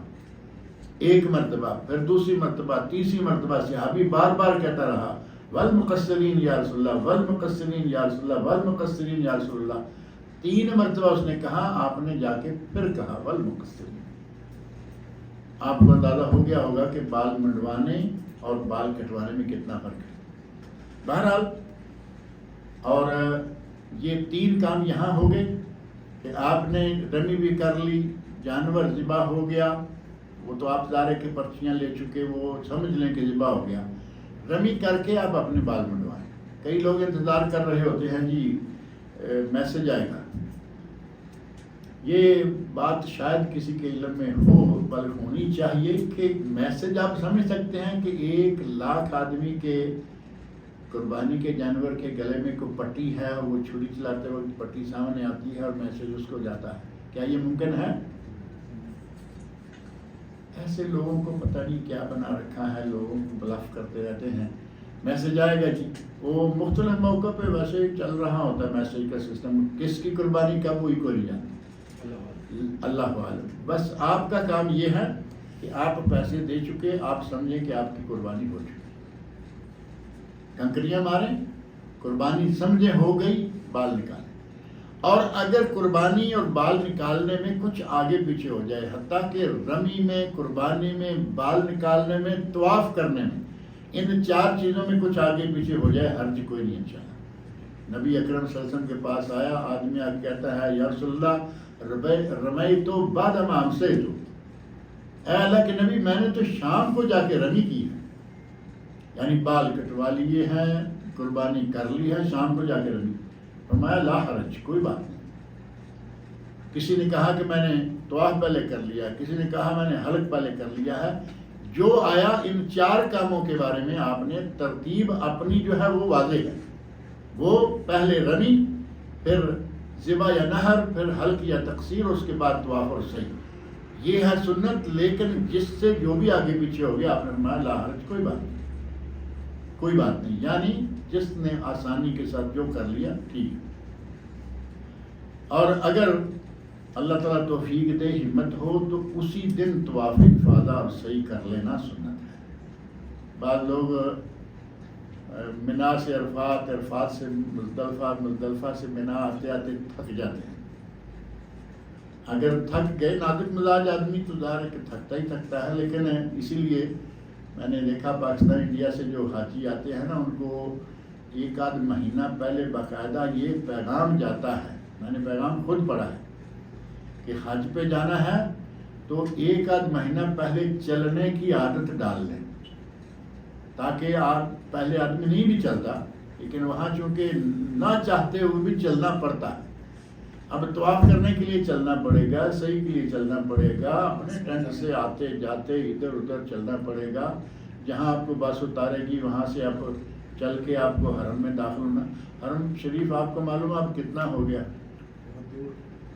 ملک عبداللہ رحمہ اللہ کے باپ سے اور جو باہر آخر ہے وہاں سے آخر تک جاتے آدمی تھک جاتا ہے، لہذا تھوڑی سی عادت ہو تو اچھا ہے۔ بہرحال اسی دن اگر آپ طواف کر لیں تو یہ افضل ہے، اور جن لوگوں نے تمتع کرنا ہے وہ طواف کے ساتھ صحیح بھی کریں گے، جن کا حج افراد ہے انہوں نے اگر آتے ہی طواف قدوم کے ساتھ صحیح کر لی ہے تو ان کی صحیح وہ کافی ہے، ان کو ایک ہی صحیح اور ایک ہی طواف ہے۔ اگر کر لیں ثواب نہ کریں تو ان کے لیے وہ کافی ہے۔ تمتع والے کو دوسری صحیح ضرور کرنی ہوگی، ایک عمرے کے ساتھ اور دوسری حج کے ساتھ 10 تاریخ کو۔ 10 تاریخ کو اگر کوئی عورت ہے اس کو مینسز شروع ہو جائے، رک جائے، آدمی بیمار ہو گیا رک جائے، پاؤں میں تکلیف ہو گئی رک جائے، کوئی اور تکلیف ہو گئی رک جائے، کوئی حرج نہیں، 11 کو 12 کو 13 کو جب بھی فرصت ہو جائے اس نے یہ کام کرنا ہے۔ لیکن اس کا معنی یہ نہیں کہ وہ باقی سارے کاموں سے بھی رک جائے گا، باقی نہیں۔ اب مینا پہنچ گئے ہیں، 10 تاریخ کی 1 جمرے کی رمی اور 11 کی 3 جمروں کی، 11 کو تینوں کو مارنی ہے، پہلے چھوٹا، پھر درمیانہ اور پھر بڑا، اور وہاں سے آپ کو مینا سے پورے ترتیب کے ساتھ یہ ملیں گے، اور بڑی آسانی کے ساتھ الحمدللہ آج کل جو حج ہے وہ ہو جاتا ہے۔ تمام تر رش کے باوجود ہر جگہ حکومت نے کافی آسانی کر دی۔ اب صحیح دیکھیں، 3-4 منزلیں صحیح ہے، 3-4 منزلیں طواف ہے، جو جہاں سے چاہے کرے، پابندی والی کوئی بات نہیں ہے۔ نیچے والے طواف کو ذرا جگہ جو ہے وہ تھوڑی ملے گی، اور اوپر والا جو ہے اس کو سفر زیادہ کرنا پڑے گا، لیکن گنجائشیں موجود ہیں۔ آپ نے یہ 4 کام کر لیے 10 تاریخ کو الحمدللہ۔ اب 11 کو رات وہاں رہنا ہے۔ اگلی رات جو ہے 10 اور 11 کے درمیان والی رات یہ، اور 11-12 کے درمیان والی رات یہ بھی، یہ 2 راتیں مینا میں گزارنا واجب ہے۔ اگر کسی کی رات چھوٹ گئی کسی بھی وجہ سے اور وہ رات وہاں نہیں جا سکا تو اس پر دم واجب ہو جائے گا۔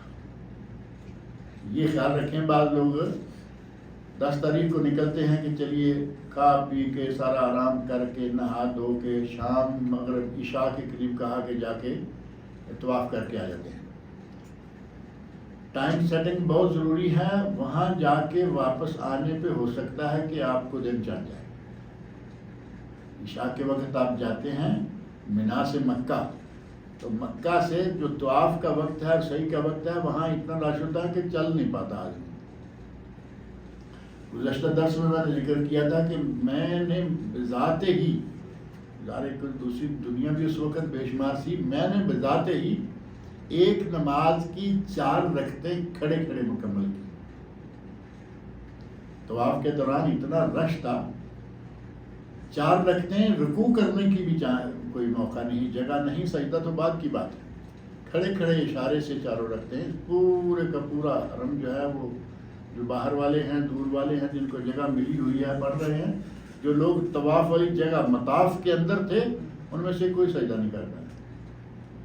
لہذا یہ نہ سوچیں کہ ہم ابھی جاتے ہیں اور ابھی آتے ہیں، ٹائم سیٹ کریں اور اس وقت نکلیں کہ آپ رات کو کم از کم رات کے آدھی رات سے زیادہ حصہ مینا میں ہونا چاہیے۔ آدھی رات سے زیادہ حصہ، اگر اس سے بھی کم رہ گیا، آپ وہاں گئے ہی نہیں، تو آپ کو ایک دم دینا ہوگا، حج انشاءاللہ ہو جائے گا، کیونکہ یہ رات اور اگلی رات 2 راتیں واجب ہیں۔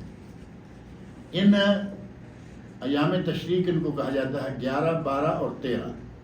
یہ 3 دن ایام تشریق کے ہیں۔ عموماً لوگ 12 کو فارغ ہو جاتے ہیں۔ سنت تو یہ ہے، چاہیے تو یہ کہ 13 کو بھی وہاں رہیں، لیکن نہیں ہو پاتا، بعض دفعہ کیمپ والے لے گئے، اور جائز بھی ہے۔ قرآن کریم میں اللہ نے فرمایا ہے فَمَن تَعَجَّلَ فِي يَوْمَيْنِ فَلَا إِثْمَ عَلَيْهِ، اگر کوئی جلدی کر کے نکل آتا ہے 2 ہی دنوں کے بعد تو اس کو کوئی گناہ نہیں، یعنی اس کا حج جو ہے وہ مکمل ہو گیا۔ لیکن نبی صلی اللہ علیہ وسلم نے 13 تاریخ کی ظہر کے بعد کنکریاں ماری، پھر مکہ آئے اور طواف وداع کیا اور روانہ ہوئے۔ سنت یہ ہے۔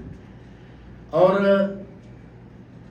اگر آپ نے مینا میں رہتے ہوئے نمازوں کی سنت کے مطابق پابندی کرتے ہوئے وہ 2 راتیں گزار لیں تو سمجھیں کہ آپ کا ایک اعتبار سے الحمدللہ حج مکمل ہو گیا۔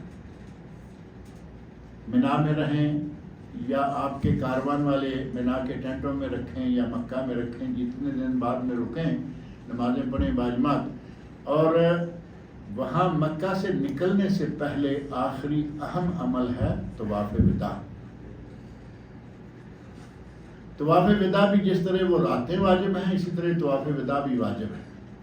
اگر کسی کا چھوٹ جائے تو دم، مرد ہو تو، عورت بلا وجہ تو چھوڑے گی نہیں، بلا وجہ چھوڑے گی تو اس کو بھی دم دینا پڑے گا۔ لیکن اگر سارے کام کر لیے اور آخر میں آ کے وداع ہونے سے پہلے عورت کو مینسنس شروع ہو جائے، پیریڈ شروع ہو جائے، تو نبی اکرم صلی اللہ علیہ وسلم فرمایا کہ وہ عورت وہاں سے روانہ ہو جائے، اس کو کوئی دم بھی نہیں اور اس پہ طواف بھی نہیں، اللہ تعالیٰ نے اسے یہ معاف کر دیا۔ اس طرح آپ نے جتنے دن بھی وہاں رکنا ہے رکیں، لیکن سنت یہ ہے کہ 3 دن سے زیادہ اب مکہ میں آپ نہ رکیں، 3 دن سے زیادہ۔ اب پھر وہی معاملہ آ جاتا ہے کہ سنت یہاں کون دیکھے گا، جی ہماری فلائٹ فلاں تاریخ کو ہے، تب تک رکنا پڑے گا۔ کچھ لوگ کچھ عرصہ مکہ میں مدینہ میں گزار کے آتے ہیں، کچھ یہاں، لیکن 3 دن کے اندر شاید مقامی لوگوں کے علاوہ کسی سے نکلنا ممکن نہیں ہوتا، خلیج والے لوگ نکل جاتے ہیں۔ اور نبی صلی اللہ علیہ وسلم نے باقاعدہ یہ حکم دیا ہے کہ اذا قضى احدكم نحمته فليعجل الى اهله، جب تم میں سے کوئی شخص اپنی حاجت پوری کر لے وہ جلدی کرے اپنے گھر والوں کی طرف آنے کے لیے۔ حج تو مکمل ہو گیا نا، تو وداع کیا، روانہ ہو گئے، یا 2 راتیں گزار لیں منا کی، سارے کام مکمل ہو گئے، 1 رات رک لیں، 2 رک لیں، 3 رک لیں، طواف وداع کریں اور وہاں سے روانہ ہو. بہرحال طواف وداع کے ساتھ ہی آپ کا حج مکمل ہو جاتا ہے. یہ ضروری مسائل ہیں جن کا تعلق ہے حج سے. اب رہا کچھ لوگ پہلے مدینہ منورہ سے ہو کے آ جاتے ہیں، کچھ لوگ بعد میں جاتے ہیں اور کچھ لوگ نہیں جاتے. اب جو نہیں جاتے، ظاہر ہے کہ سعودیہ کے اندر رہنے والے موقع بموقع مدینہ جاتے ہیں، کبھی صرف مکہ چلے گئے، کبھی صرف مدینہ چلے گئے، کوئی حرج نہیں، کیونکہ نہ عمرہ مدینہ میں ہوتا ہے نہ مکہ مدینہ میں ہوتا ہے. یہ دونوں کام جو ہیں وہ مکہ مکرمہ میں ہیں، مدینہ میں نہیں. اگر کوئی پہلے گیا ہے ٹھیک ہے، اگر اب چلا جائے، اور اگر کوئی حج سے پہلے جائے بعد میں جائے، بات وہی ہے. جب آپ مدینہ جانا چاہیں، پہلے جائیں یا بعد میں جائیں، تو آپ کی نیت مدینہ منورہ میں مسجد نبوی کی زیارت ہونی چاہیے. یہ بات ہمارے یہاں بہت کم لوگ سمجھتے ہیں، بلکہ یہاں سے ہمارا دل ہی لٹکا ہوا ہوتا ہے گنبد خضرا پر. گنبد خضرا کہاں ہے؟ مسجد نبوی کے اندر ہے، لیکن نیت گنبد خضرا کی روضہ شریف کی نہیں، نیت مسجد نبوی کی کرنی ہے کہ ہم مسجد نبوی جا رہے ہیں. کیونکہ نبی صلی اللہ علیہ وسلم نے ارشاد فرمایا لا تشد الرحال الا الى ثلاثه مساجد، رخت سفر باندھ کر زاد راہ لے کر نیکی اور ثواب اجر کی نیت سے 3 مسجدوں کے علاوہ کہیں سفر کرنا جائز نہیں. اور ان میں آپ نے فرمایا مسجدی ھذا، میری یہ مسجد مسجد نبوی، وہ مسجد الحرام مکہ مکرمہ والی مسجد کعبہ شریف، اور مسجد اقصی. ان 3 مسجدوں کی طرف ثواب کی نیت سے آپ سفر کر کے جا سکتے ہیں، ان 3 مسجدوں کے علاوہ کہیں نہیں. اب ظاہر ہے کہ نیت میں ہوگا مسجد نبی، مسجد میں جائیں گے تو قبر شریف بھی اندر ہے، گنبد بھی اوپر ہے. اور ایک چیز یہاں اور ہمارے یہاں مشہور ہے روضہ شریف، اور روضہ شریف ہم کہتے ہیں گنبد خضرا کو، اور اس کے نیچے نبی اکرم صلی اللہ علیہ وسلم کی قبر مبارک کو، جبکہ وہ نبی اکرم صلی اللہ علیہ وسلم کا حجرہ ہے، حضرت عائشہ رضی اللہ عنہا کا حجرہ ہے، حجرہ شریف. روضہ شریف کہاں ہے؟ بین بیتی و منبری. یہ نبی اکرم صلی اللہ علیہ وسلم کی حدیث ہے، آپ کا ارشاد ہے بین بیتی و منبری، یہ میرا گھر ہے اور یہ میرا منبر ہے، اس کے درمیان والی جگہ جو ہے یہ روضہ ہے. روضۃ من ریاض الجنہ، یہ ہے روضہ. ہم نے اس کو بلا دیا کہ اس کو روضہ بھی کہتے ہیں یا نہیں، اور روضہ شریف جو ہے وہ گنبد خضرا کے نیچے اس جگہ کو مان لیا. وہ جگہ انتہائی مقدس ہے جہاں ہمارے نبی پاک صلی اللہ علیہ وسلم مسعودہ خاک، اس میں کوئی شک والی بات نہیں. لیکن نام بدلنے سے کیا ہوگا؟ یہ روضہ شریف ہے، وہ حجرہ شریف ہے. یہ روضہ شریف ہے، وہ قبر شریف ہے.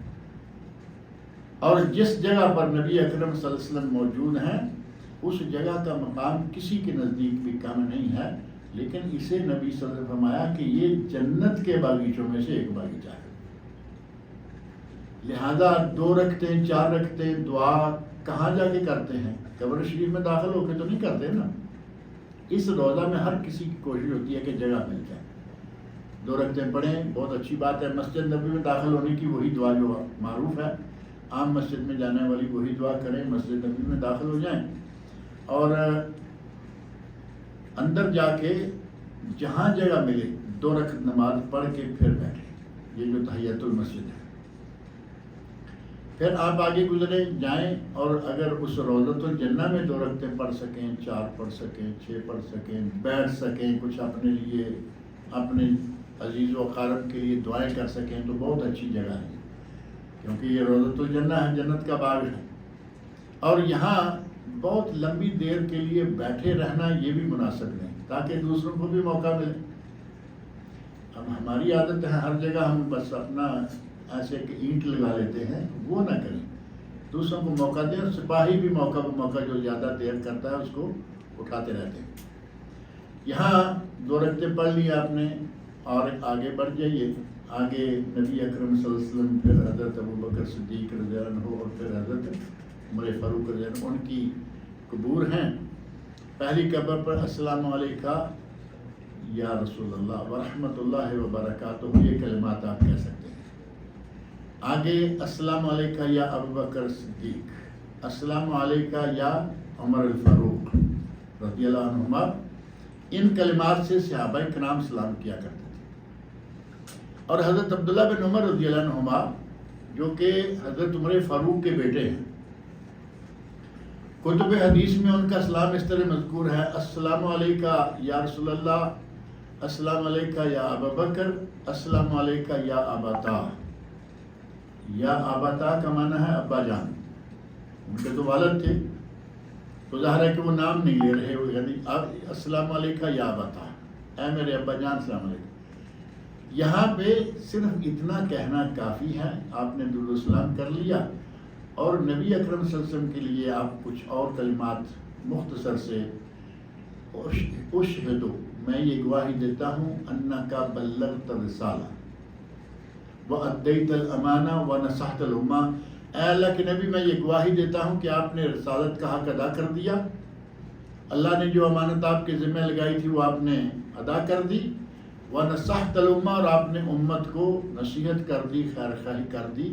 یہ الفاظ چند الفاظ کہہ لیں تو کوئی حرج نہیں، لیکن یہاں ایک لمبی چوڑی دعا لے کے بعد لوگ کھڑے ہوتے ہیں، امام غزالی رحمہ اللہ نے ذکر کی ہے، وہاں کھڑے ہو کے لمبا رخ کے رش پیدا کرنا، یہ بجائے ثواب کے کچھ اور بھی ہو سکتا ہے۔ مسجد نبوی کے اندر رش پیدا کرنے کا سبب بننا یا شور پیدا کرنے کا سبب بننا، یہ گناہ ہو جائے۔ نبی اکرم صلی اللہ علیہ وسلم کے بارے میں قرآن کریم سورۃ الحجرات میں فرمایا اللہ تعالیٰ نے کہ آپ نبی اکرم صلی اللہ علیہ وسلم کی مجلس میں ہیں تو کوئی آپ کی آواز سے زیادہ آواز نہ نکالے۔ وَلَا تَجْهَرُوا لَهُ بِالْقَوْلِ كَجَهْرِ بَعْضِكُمْ بَعْضًا لَا تَرْفَعُوا أَصْوَاتَكُمْ فَوْقَ صَوْتِ النَّبِيِّ، اپنی آوازیں نبی صلی اللہ علیہ وسلم کی آواز سے زیادہ مت کرو۔ اب یہاں نبی اکرم صلی اللہ علیہ وسلم تو موجود نہیں، لیکن آپ اس جگہ پر آسودہ خاک ہیں، آپ کی قبر مبارک پاس۔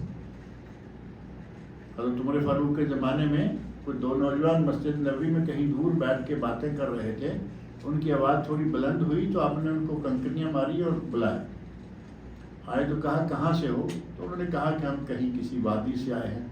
فرمایا اگر تم مدینہ کے لوگ ہوتے تو میں تمہیں کوڑے مارتا، یہ قبر رسول ہے اور تم بلند آواز سے باتیں کر رہے ہو۔ یعنی نبی پاک صلی اللہ علیہ وسلم کا ادب آپ کی زندگی میں بھی، اور نبی صلی اللہ علیہ وسلم کا ادب آپ کی وفات کے بعد بھی۔ اب جو آدمی وہاں 6 صفحے کی دعا مانگے گا وہ لوگوں کی رکاوٹ بنے گا یا نہیں؟ دکم پیر اور شور کا سبب بنے گا، گناہ۔ وہاں یہ چند الفاظ کہیں، سلام عرض کریں اور وہاں سے روانہ ہو جائیں۔ مدینہ منورہ میں اپنے گھر سے وضو کریں اور مسجد قباء جائیں۔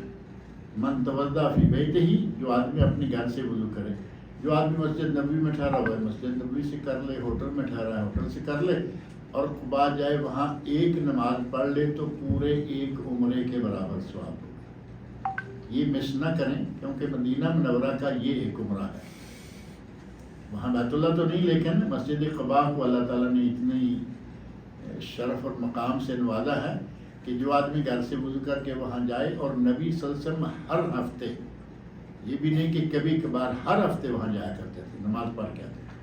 اور اس کی وجوہات یہ بیان کی گئی کہ آپ چونکہ شروع میں آئے تھے تو یہ پہلی مسجد ہے، مسجد قباء مسجد نبوی سے بھی پہلی ہے، اور مسجد قباء کے دائیں بائیں رہنے والے لوگوں کو اللہ رب العزت نے بہت پسند فرمایا۔ قرآن کریم میں ان کا اللہ نے باقاعدہ ذکر کیا ہے، فیہ رجال یحبون ان یتطہروا، اس بستی میں ایسے لوگ ہیں کہ جو بہت ہی پاکیزہ رہنا پسند کرتے ہیں۔ یہ بستی والوں کے بارے میں اللہ نے قرآن کریم میں آیت نازل فرمائی۔ تو نبی صلی اللہ علیہ وسلم گئے، کہا کہ کیا بات ہے، کیا تم کرتے ہو، یعنی تمہاری طہارت و صفائی کیا ہے کہ اللہ رب العزت نے تمہارا اس طرح ذکر فرمایا؟ تو انہوں نے بتایا کہ ہم جب قضائے حاجت سے فارغ ہوتے ہیں کہیں بھی تو پتھر ڈھیلا وغیرہ استعمال کر لیتے ہیں مٹی کا، اور بعد میں پانی بھی استعمال کرتے ہیں، 2 کام کرتے ہیں۔ تو نبی سے فرمایا کہ یہی وجہ ہوگی کہ تمہاری طہارت کو اللہ نے اتنا پسند کیا، فیہ رجال یحبون ان یتطہروا۔ تو اس مسجد قباء میں آپ نماز ضرور پڑھیں، کوئی اصل نماز کا وقت نہیں، 2 رکعتیں تحیۃ المسجد کی پڑھ کے آ جائیں، آپ کو انشاء اللہ تعالیٰ عمرے کا ثواب ملے گا۔ اور وہیں مسجد نبوی کے ساتھ ہی جنت البقیع ہے، جس کا اصل نام ہے بقیع الغرقد، بقیع الغرقد۔ وہاں غرقد نامی پودا جو ہے وہ بکثرت ہوتا تھا، اس نام سے اس جگہ کو بقیع الغرقد کہا گیا۔ اور غرقد یہ پودا جو ہے نا، وہ پودا ہے جو یہودیوں کا دوست ہے۔ یہودی آپ نے سنا ہوگا کہ آج کل اپنے اسرائیل میں یہ پودا بہت کاشت کر کے بڑی خدمت اس کی کر رہے ہیں۔ جس وقت حضرت عیسیٰ علیہ السلام نازل ہوں گے اور حضرت امام مہدی موجود ہوں گے، تو اس وقت جب قتل و غارت کریں گے یہود و نصارہ کی، تو سارے پتھر بھی درخت بھی یہ اپنے پیچھے چھپے ہوئے کا پتہ دیں گے کہ اے عیسیٰ آؤ، یہ ہمارے پیچھے یہودی چھپا ہوا ہے۔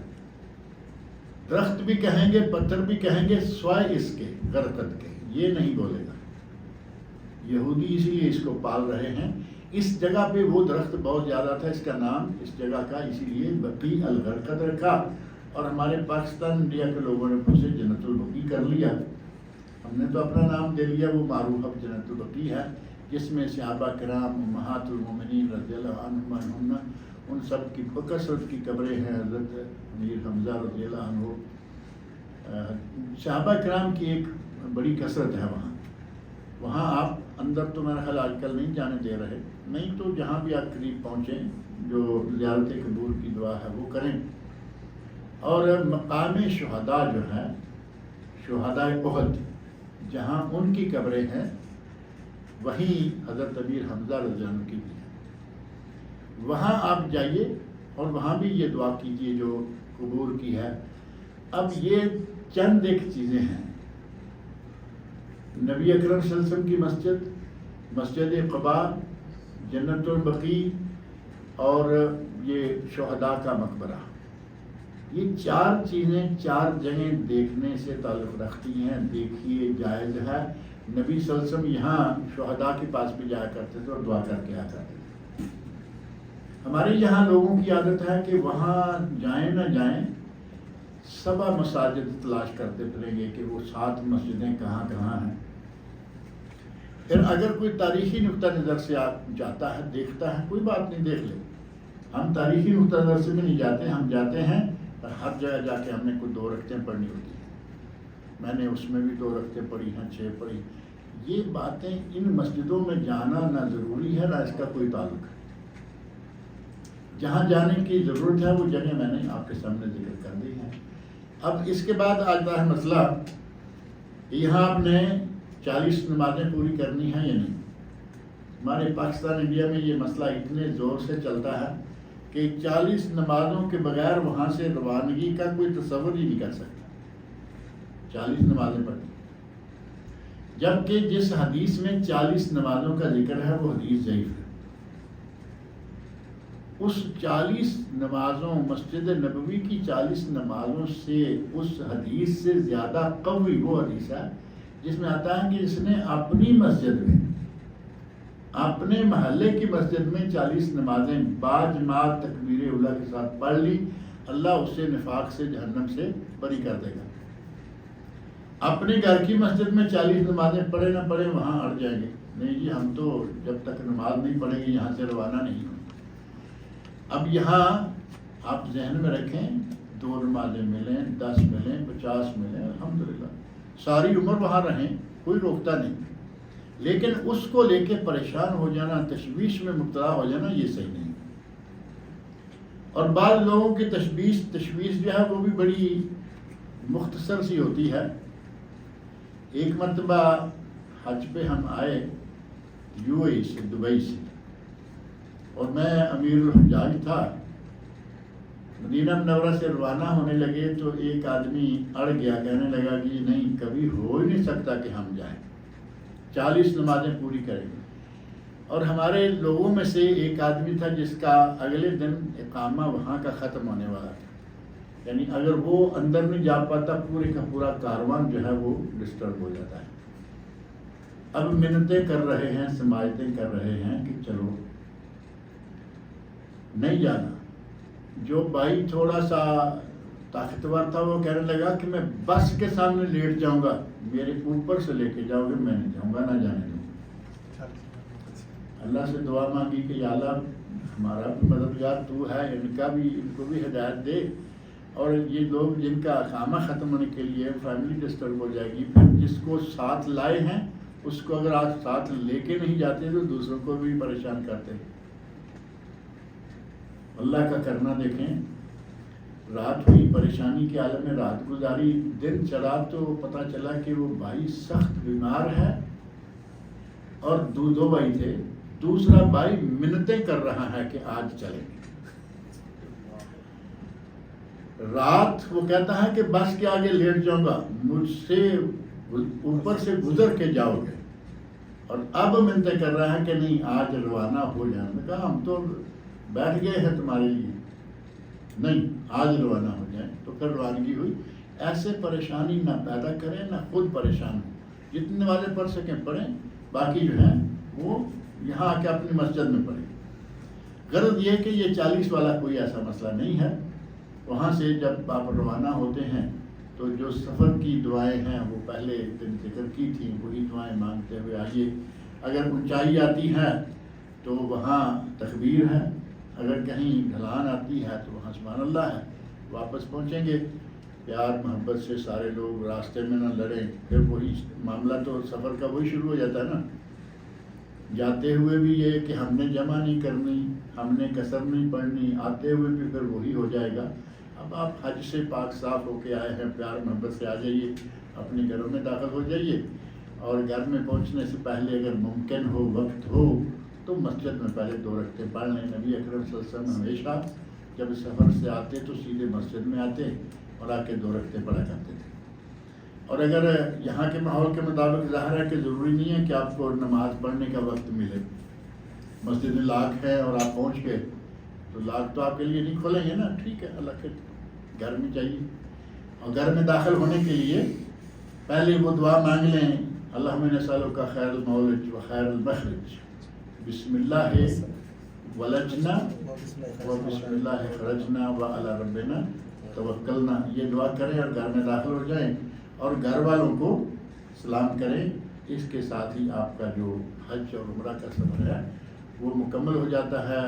راستے میں واپسی میں آئبون تائبون عابدون ساجدون لربنا حامدون، یہ کلمات کہتے آئیے کہ اللہ توبہ طائب ہو کے تیری عبادت کرتے ہوئے، تجھے سجدے کرتے ہوئے، تیری حمد و ثنا بیان کرتے ہوئے ہم واپس آ گئے ہیں. اللہ تعالیٰ تمام مسلمانوں کو سنت کے مطابق حج کرنے کی توفیق عطا فرمائے. اگر کسی کے پاس کوئی سوال ہو حج سے متعلقہ تو وہ اگر وقت ہے تو پوچھ سکتا ہے. دم سے متعلق بتائیں گے کہ دم اگر واجب کسی پہ ہو جائے تو اس کی کیا؟ اگر دم کسی پہ واجب ہو جائے تو وہ بکرا ہے. ایک پہلی بات، بعض چیزیں ایسی ہیں کہ ان میں دم صرف بکرے کی شکل میں ہی دینا ہوگا. بعض ہیں ان میں حسب توفیق یا بکرا یا 6 مسکین کا کھانا کوئی 100 ریال یا 3 روزے حسب توفیق. اب مثال کے طور پر وہ رات رہ گئی منا والی تو دم واجب ہو گیا. یہ طواف وداع کبھی کبھی رہ جاتا ہے فلائٹ کی وجہ سے، کہا جی نہیں ہماری فلائٹ ہے، ہم یہ نہیں رک سکتے ہم، تو ان کو وہاں سے منا سے بوریا بستر سمیٹ کے سیدھا ایئرپورٹ ہی جانا پڑتا ہے، مکہ نہیں آ سکتے. ان کے لیے دم جو ہے وہ جانور ہے اور وہ صرف مکہ میں ہوگا. دم کا جو جواز ہے نا وہ مکہ کے سوا کہیں نہیں. کچھ لوگ کہتے ہیں بلکہ پوچھتے رہتے ہیں کہ جی ہم پاکستان میں دے سکتے ہیں، انڈیا میں دے سکتے ہیں. اسی طرح درمیان میں کوئی بھی قربانی کا مسئلہ ہے، حاجی کی قربانی، باقی کی قربانی آپ یہاں ہیں اور قربانی آپ کے ملک میں ہو جائے، کسی دوسرے ملک میں غریب ملک میں بھیج دیں، کوئی عرض نہیں. لیکن حاجی کی حدیث صرف اپنے ملک میں ہوتا ہے، اس میں حرم میں ہوتا ہے، حدود حرم کے اندر. حاجی کی جو حج کی قربانی ہے، یہ جو پیسے جمع کراتے ہیں، یہ صرف حدود حرم کے اندر. مکہ اب حدود حرم سے باہر بھی پھیل گیا ہے، لیکن یہ قربانی باہر والے حصے میں بھی نہیں کر سکتے۔ بعض دفعہ ہوتا ہے نا کہ کوئی دوست ہیں کمپنی میں ہے، کمپنی حدود حرم سے باہر ہے، کہتے ہیں جی ہمارے پاس کر لو، نہیں ہوگی، وہ کرنی ہوگی حدود حرم کے اندر۔ اب گوشت کون کھاتا ہے، کہاں جاتا ہے، وہ آپ کا کام نہیں ہے۔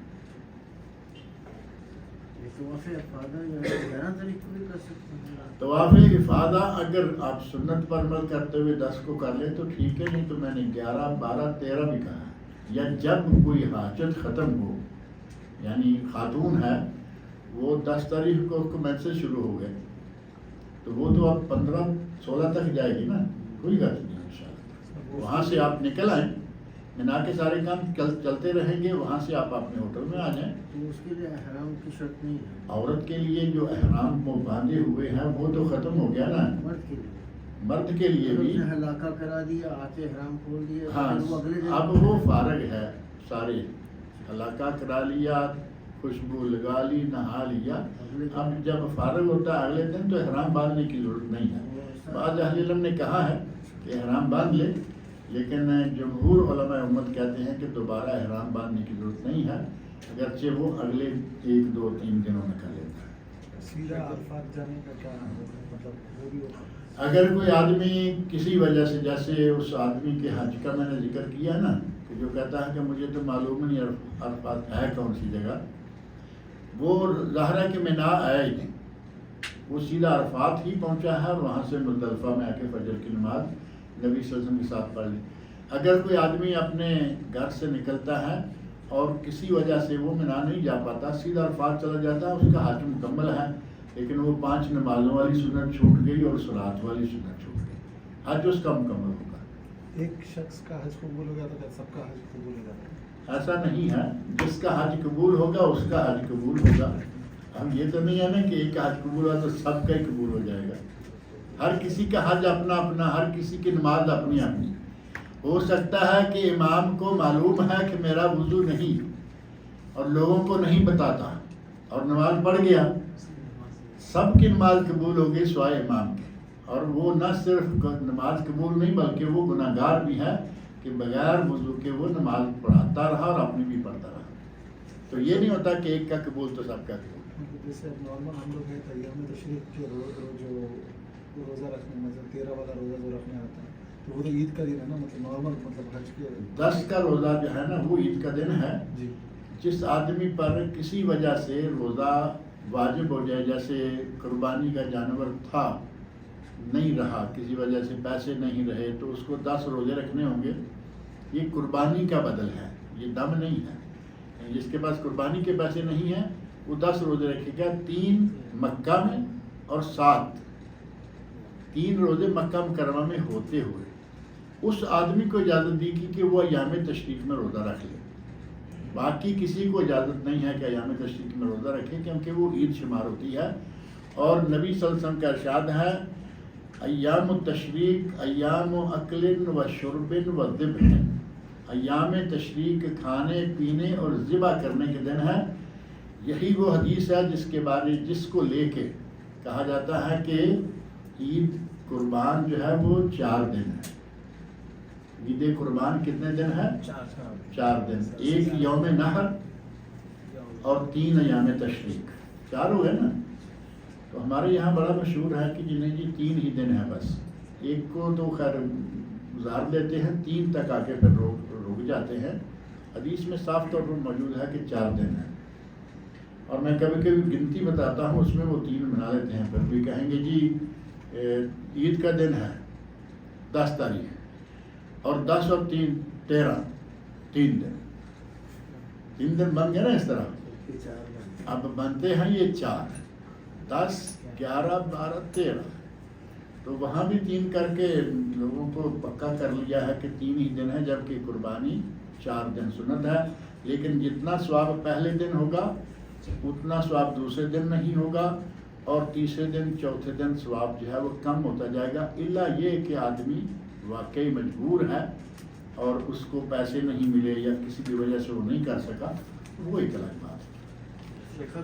جسے کارڈ چاہیے یہ کارڈ ہیں، جاتے ہوئے لیتا جائے۔ ہمارا جو مرتبہ انجام پہ ہم نے جا کے ان کو ملنا ہے وہ ہے جدہ میں. وہ بھی جدہ میں ہے. کیا ہم پہلے جا کے عمرہ کر کے حج تمتع کی صورت میں کئی لوگوں کو یہ مشورہ دے رہا ہوں کہ جن کا کیا اس کو کہتے ہیں، نہیں یہ جو جدہ والے ہیں آپریٹر، جن کا آپریٹر جدہ میں ہے وہ یہاں سے جائیں اور جا کے اپنا عمرہ کریں، اور عمرہ کر کے آخری دن جا کے عمرہ کریں. اور بہت بہتر اور افضل یہ ہے کہ یہ مکہ میں رک جائیں. یہ جا کے ان کو جائیں جدہ میں نہ کریں، مکہ میں رک جائیں، کیونکہ آپ کے پاس وہ تصریح تو آ چکی ہے نا. تصریح سے آپ کو مکہ میں جانے سے آپ کوئی نہیں روک سکتا. مکہ جائیں، عمرہ کریں، چاہے تو حرم کے اندر ہی کہیں رک جائیں، چاہے تو کہیں کوئی کمرہ لے لیں دور پار جا کے، جیسے ممکن ہوتا ہے. تو آپ اپنا عمرہ مکمل کر کے یہیں رک جائیں، اور آپ کا آپریٹر آئے گا یہاں، اسے آنا ہی آنا ہے، یہاں سے اس کو جوائن کر کے آپ مینا اس کے ساتھ رہ جائیں. اور اگر وہ کہتا ہے کہ نہیں ہم تو آپ کو یہاں سے نہیں لیں گے، تو ایڈریس آپ کے پاس مکمل آ چکا ہوگا مینا کا بھی. وہی بات کہ تھوڑا سا خرچہ کرنا پڑے گا. اس وقت آپ کو گاڑیاں مل جائیں گی، کسی نہ کسی گاڑی میں بیٹھیں اور جا کے مینا میں اپنے ٹینٹ میں پہنچیں. کچھ سنتیں پوری کرنے کے لیے خرچہ، کچھ سنتیں پوری کرنے کے لیے مشقت یا محنت، لیکن ہو سکتی ہے. کچھ عرصہ پہلے یہ بات میں نے کہی، کئی لوگوں نے بتایا کہ ہم نے ایسے کیا ہے، تھوڑی بات دور ہوئی. اب قربانی کے مسئلے میں بعض لوگ ہر جگہ پر اپنی مرضی پہ آ جاتے ہیں. قربانی کے لیے اور رنی کرنے کے لیے جو بچے ہیں، بوڑھے ہیں، ضعیف ہیں، ان کی جگہ سے وکیل مقرر ہو جاتا ہے. قربانی کا بھی وکیل مقرر. ایک خاتون ہمارے ساتھ یو اے ای سے آئی اور شوہر اس کا ساتھ ہے. اس نے کہا کہ میں تمہاری بھی ذبح، اس وقت ہاتھ سے ذبح کرنے کا چانس بہت عام تھا، آج کل تو نہ ہونے کے برابر ہے. تو ہم وہاں سے آئے اور ہم نے اپنے ہاتھوں سے جا کے اپنے جانور ذبح کیے. وہ خاتون کہنے لگی کہ میں بھی خود جاؤں گی اور میں اپنی قربانی خود ذبح کروں گی. ذبح ہاتھ عورت کا جائز ہے، عام جانور ذبح کرے یا قربانی کرے. بلکہ حضرت ابو موسیٰ اشعری رضی اللہ عنہ اپنی بیٹیوں کو یہ حکم دیا کرتے ہیں کہ اپنی قربانی اپنے ہاتھ سے ذبح کیا کرو. وہ خاتون جب وہاں گئی بچڑ خانہ جسے کہیں کہ قربان گاہ، تو وہاں چونکہ رش تھا، یہ اپنے شوہر کے ہاتھ سے کہیں ہاتھ چھوٹ گیا، اور اتنا چھوٹا کہ پھر پتہ نہیں 24 گھنٹے روتی پریشان پھرتی تھی. کچھ پڑھی لکھی آہستہ آہستہ بڑی مشکل سے اپنے ٹینٹ تک پہنچی. تو جن کاموں میں کچھ تھوڑی بہت گنجائش ہے وہاں گنجائش لے لیں، اور جہاں نہیں ہے وہاں تھوڑا خرچہ کر لیں اور سنت پوری کر لیں. حاجی کے لیے یہاں پہ بھی قربانی دینی اور اپنے ملک میں بھی دینی ضروری ہے. یہ مسئلہ بہت پوچھا جا رہا ہے. حاجی کی قربانی تو اس کے لیے تو اپنی ہے، بس کافی ہے. لیکن اگر وہ صاحب توفیق ہے، صاحب حیثیت ہے، اور ملک میں اس کے ماں بھی ہے، باپ بھی ہے، بھائی بھی ہیں، بہنیں بھی ہیں، ممکن ہے بیوی بھی ہے، تو ان کو کیا دوسرے لوگوں کا منہ دیکھتا چھوڑے گا کہ تمہیں کوئی گوشت بھیجے گا تو کھا لینا عید کا گوشت، یا ان کو کہے گا مارکیٹ سے گوشت لے آ کے رکھ لو عید کے لیے. ایک یہاں ذبح کریں موقع پہ، اور ایک اپنے گھر میں ذبح کریں. وہ لوگ اپنی قربانی کا گوشت کھائیں، ثواب بھی زیادہ ہو جائے گا، اور قربانی کی گوشت کا مزہ جو ہوتا ہے وہ بازاری گوشت کا مزہ نہیں ہوتا. طواف میں باوضو، طواف صحیح میں باوضو ہونا ضروری ہے. طواف میں باوضو ہونا ضروری ہے. صحیح میں اگر وضو ٹوٹ جائے کر لے تو اچھا ہے، کیونکہ ذکر و اذکار دعائیں ہیں، اور اگر نہیں کرتا تو صحیح ہو جائے گی. شیخ صاحب جی یہ جو آپ نے ابھی قربانی کی بات کی، مجھے آج ایک مسئلے کا پتہ چلا کہ ہم لوگ جو حج کرنے جا رہے ہیں، ہم لوگوں نے حدی کرنی ہے. حدی ٹھیک ہے. اگر کسی نے قربانی کرنی ہے ادھر تو اس کے اوپر یہ کنڈیشن فرسٹ ذوالحج سے جو ناخن کاٹنے کی، بال کاٹنے کی، وہ ہاں اس کنڈیشن کے میں اوپر آئے آ جائے گی. اگر وہ نہیں کر رہا ہاں تو پھر وہ حاجی ہے، احرام تک. ہاں جی اس کے یہ احرام. مجھے آج ہی پتہ چلا. ہاں یہ صحیح ہے کہ اگر اس نے اپنی قربانی بطور قربانی بھی یہاں کرنی ہے. کئی لوگ ہیں وہ قربانی بھی وہاں کرتے ہیں، اپنا جانور قربانی بھی ذبح کر دیا، حدی بھی ذبح کر دی. تو وہ آدمی اپنے ناخن بال جو ہے وہ چاند نکلنے سے پہلے کر لے. 10 دن میں کچھ بھی تو نہیں ہو جاتا نا, 10 دن میں تو کچھ بھی نہیں ہو جاتا. اگر آج مثلاً آج جو جمعرات ہیں مثلاً, تو ابھی تو جمعرات ہو ہی گئی ہے ویسے اصلاً بھی, رات شروع ہو گئی ہے. جمعے کی رات جو کل ہے مغرب سے جو عشرہ ہے وہ شروع ہو جائے گا. اس سے پہلے ناخن بال کاٹ لیں تو میرا نہیں خیال کہ 13 تاریخ تک جاتے ہوئے ناخن بڑے ہو جائیں گے, بال بڑے ہو جائیں گے. نہیں, حاجی کے لیے تو عمرہ بھی کرنا ہے نا شیخ. تب تو اگر عمرے والا ہے تو وہ کرے گا, جی, اگر عمرے والا ہے تو وہ کرے گا. نہیں, ان کے مطلب کہ جس آدمی کے لیے یہ گنجائش ہے, افراد والا ہے, افراد والا ہے, کران والا ہے, تو ان کے لیے گنجائش.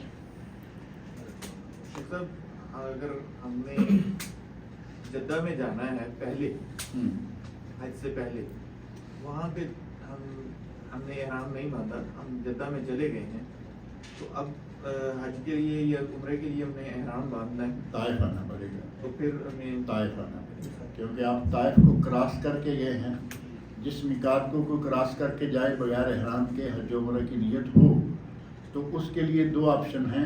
ایک یہ کہ وہ پلٹ کر اپنی میقات پر آ جائے, اور دوسرا آپشن یہ ہے کہ وہ دم دے. اسی میقات پہ آنا ہے یا کوئی بھی میقات؟ نہیں, جس میقات کو کراس کر کے جائے اصولاً وہی آنا ہے. اب یہاں ہمارے راستے میں طائف ہے, آپ کہیں گے کہ میں ان مکہ والوں کی میقات ہے مسجد عائشہ وہاں چلا جاؤں گا, یہ نہیں. سہل کبیر پہ جانا ہے. سہل کبیر پہ جانا ہوگا. جو مدینہ کی طرف سے آ رہے ہیں ان کو 450 کلومیٹر جانا ہوگا. اس لیے توجہ کے ساتھ اپنے جو میقات ہیں ان سے احرام باندھ کے. ایک اور کوشچن ہے میرا, جب ہم 3 دن ہم اس میں احرام میں رہیں گے, اگر ہمارا احرام میلا ہو جاتا ہے یا احرام کو بدلنا بھی جائز ہے, احرام کو دھونا بھی جائز ہے.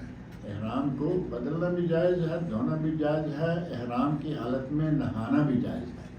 کئی لوگ پریشان ہوتے ہیں کہ نہائے تو بال ٹوٹ جائیں گے. نہائیے, شیمپو صابن لگائیے, بال ٹوٹتے ہیں ٹوٹتے رہیں, توڑیے نہیں. فرق ہے توڑنے میں اور ٹوٹنے میں. ٹوٹنے میں تو بعض لوگوں کو سوئے ہوئے رات کو تکیے پہ صبح اٹھے تو پتہ چلتا ہے کہ بال پڑے ہوئے ہیں, جن کے بال کمزور ہوتے ہیں. وہ نہیں ہے. اصل ہے کہ آدمی بال توڑے. کئی لوگوں کو عادت ہے وہ اپنی عادتیں ذرا کم کریں. تھوڑی مونچھیں ہیں تو وہ بال دیتے رہتے ہیں, بال دیتے, تو وہ بعد میں پھر ایسے بھی کرتے ہیں تو ہاتھ میں بال آ گئے. اگر احرام کی حالت میں ہے تو ٹھیک ہے, ایک بکرا, ایک بال, ایک بکرا, ہوش آ جائے گی اچھی طرح تو کبھی بھی نہیں ایسا ہوگا.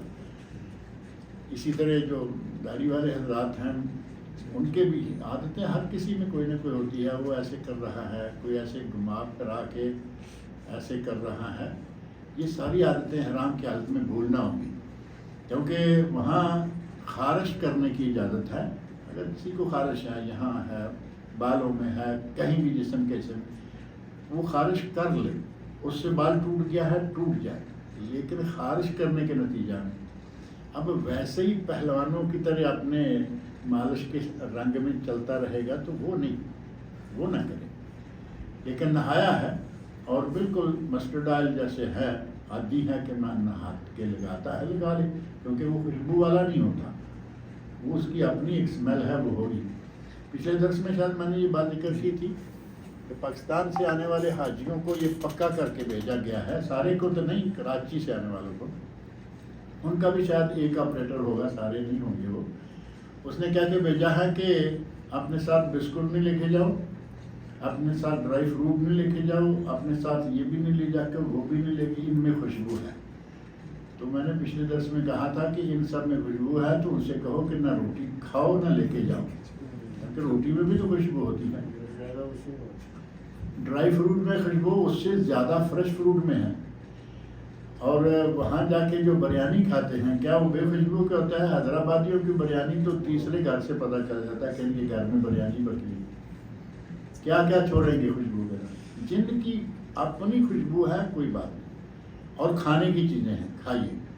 اب آدمی کہے کہ میں ذرا سی بھی خوشبو لگا لوں تو یہ ہے معاملہ جو کہ منع ہے. خوشبو لگانا منع ہے. اب پھول ہے راستے میں, آپ نے پھول توڑا اور اس کو سونگ لیا، کوئی بات نہیں، کیونکہ یہ خوشبو لگانا نہیں، خوشبو سونگنا ہے۔ اب ایک آدمی نے احرام باندھنے سے پہلے زبردست قسم کی خوشبو لگائی اور آپ کے ساتھ آ کے سیٹ میں بیٹھ گیا، آپ کو سارا وقت اس کی خوشبو آ رہی ہے، کیا کریں گے کہ آپ کا احرام ٹوٹ گیا یا دم آ گیا؟ نہیں، خوشبو لگانا منع ہے، سونگنا منع نہیں ہے، آتی ہے تو آتی رہے۔ احرام جب ہم دھوتے ہیں سرف کے ساتھ، اس میں سرف کا ساتھ جو سرف کی اپنی خوشبو ہے وہ خوشبو نہیں، لیکن آپ اسپیشل چمبیلی اور گلاب والا شیمپو ہے، یہ چیزیں نہ لیں، سادہ شیمپو جو ہے، سادہ صابن ہے، اس سے دھو لیں، کوئی بات نہیں۔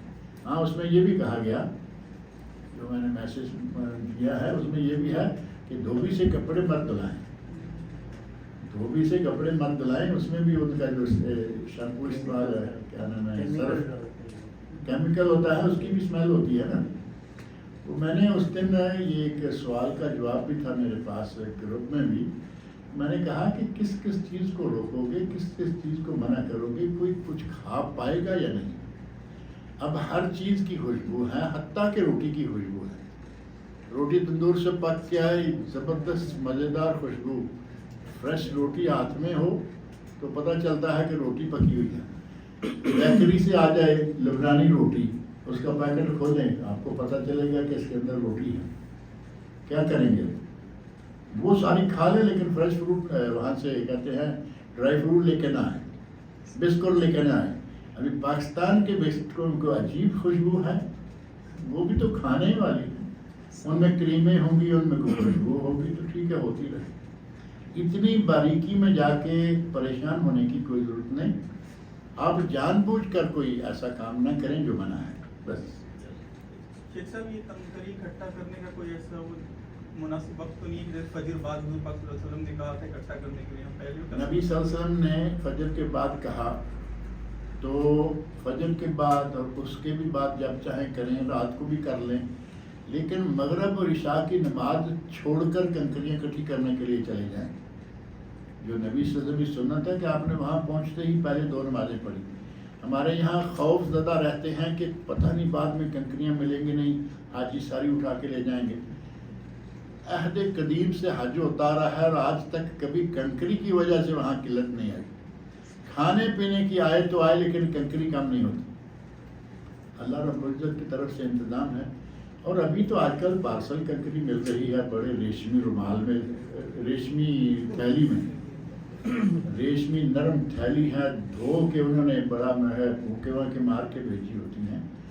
اور پچھلے کچھ عرصہ پہلے میں نے ایک پڑھا تھا سعودی حکومت کی خدمات کے ضمن میں کہ انہوں نے لاکھوں کے حساب سے وہ تھیلیاں بنا کے حج حجاج میں فری تقسیم کی، غالباً 30,04,000 اور اوپر 11 تھی، جو 11 دیکھ کے مجھے تھوڑا سا عجیب لگا کہ یہ پتہ نہیں کہیں کوئی بنانے والا یہ گرنے والا ہمارے 11ویں والا تھا، تو وہ 30,04,011 تو یہ فری میں تقسیم کی گئی۔ لہذا کہیں سے بھی کنکریاں، پورے مینا سے جہاں سے چاہیں کنکریاں لے لیں۔ اب وہاں پورے مینا میں ہر جگہ تو کنکری ملے گی بھی نہیں نا، پہاڑوں والوں میں ملے گی، اور ٹینٹوں کے اندر تو کنکریاں کہاں سے ہوں گی، لیکن کہیں سے بھی لیں، کوئی منع نہیں ہے۔ میدان عرفات میں ایسا نفل نماز وغیرہ کچھ بھی ایسا پڑھ سکتے ہیں کیا نہیں پڑھ سکتے؟ جیسے دعا کرنا میدان عرفات میں زیادہ بہتر یہ ہے کہ ذکر و دعا میں رہیں۔ نبی صلی اللہ علیہ وسلم نے 2 رکعتیں پڑھی ہیں، وہ پڑھ لی، ذکر و دعا کریں۔ اگر کوئی نفل پڑھ لیتا ہے کوئی انشاءاللہ حرج والی بات نہیں ہے، لیکن مزدلفہ میں جا کے رات کو تہجد پڑھنا یا نفل پڑھنا وہ ثابت نہیں ہے۔ سب یہ ناخن اور بال کاٹنے کا جو ہے، 1 تاریخ سے پہلے کٹ کر لینا، 1 تاریخ سے ابھی بات ہو رہی تھی کہ 1 تاریخ سے پہلے کٹ کر لے، جس نے قربانی بھی دینی ہے اور ہدی بھی کرنی ہے وہ تو کر لے، لیکن جس نے حج تمتع کرنا ہے اور 1 کے بعد یہاں سے روانہ ہونا ہے اس پہ یہ پابندی نہیں رہے گی، وہ جا کے عمرہ کر کے بال کٹائے گا، پابندی ختم ہوگی، 1 مرتبہ ختم ہوگی تو بس ختم ہوگی۔ لہذا یہ دیکھ لیں کہ اگر کوئی آدمی حج تمتع کر رہا ہے اور یہاں سے پہلی کے بعد روانہ ہوگا تو اس پہ کوئی پابندی نہیں ہے. اور جو آدمی قربانی دینے جا رہا ہے یہاں ہے نہیں رہے گا اس پہ پابندی ہے. اور جو حج قران یا حج افراد مثلاً کر رہا ہے، قران والے کے لیے تو قربانی لیکن کوئی لے کے جائے تو ٹھیک ہے کر سکتا ہے. قران والا اور افراد والا وہ بھی بال نہیں کٹوائے گا، وہ بھی رہے گا 10 تاریخ تک. اس بیچ میں بال کٹا سکتے ہیں حج کے لیے؟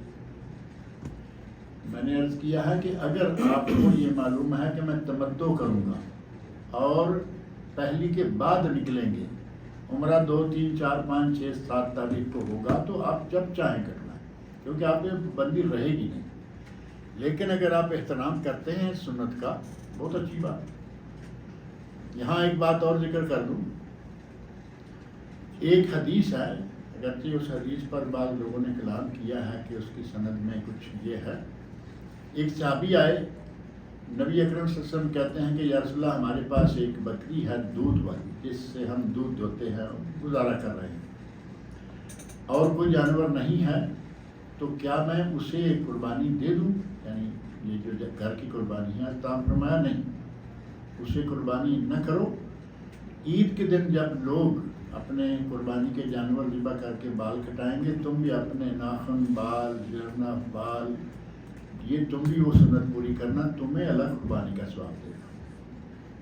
یعنی اس کے پاس توفیق نہیں ہے، جو جانور ہے اس ضرورت والا ہے، تو فرمایا کہ تم یہ سنت پوری کرو تمہیں الگ قربانی کا ثواب دے گا. اگر آدمی اس سنت کا احترام کرتے ہوئے رک جاتا ہے، چاند نکلنے سے پہلے کل مغرب سے پہلے آپ فارغ ہو جائیں، آپ کو کوئی ضرورت نہیں پڑے گی. ٹھیک ہے وہاں سنت پوری کرنی ہے آپ نے، پھر وہ بال کٹوانے والی وہ سنت پوری کر لیں اور پھر رک جائیں 1 2 دن کے لیے. جو تو آدمی ثواب کی نیت سے کوئی کام کرے تو اللہ تعالیٰ ثواب ادا کرتا ہے. کیا حاجی قرضہ رکھ کے حج پہ جا سکتا ہے؟ اگر قرضہ دینے کی توقع ہے، تنخواہ ہے 1 2 مہینے میں 3 میں 4 میں دے دوں گا تو کوئی حرج نہیں. حتیٰ کہ قرضہ لے کر بھی حج کیا جا سکتا ہے، لیکن اس کے لیے جو اتارنے کی سبیل رکھتا ہے.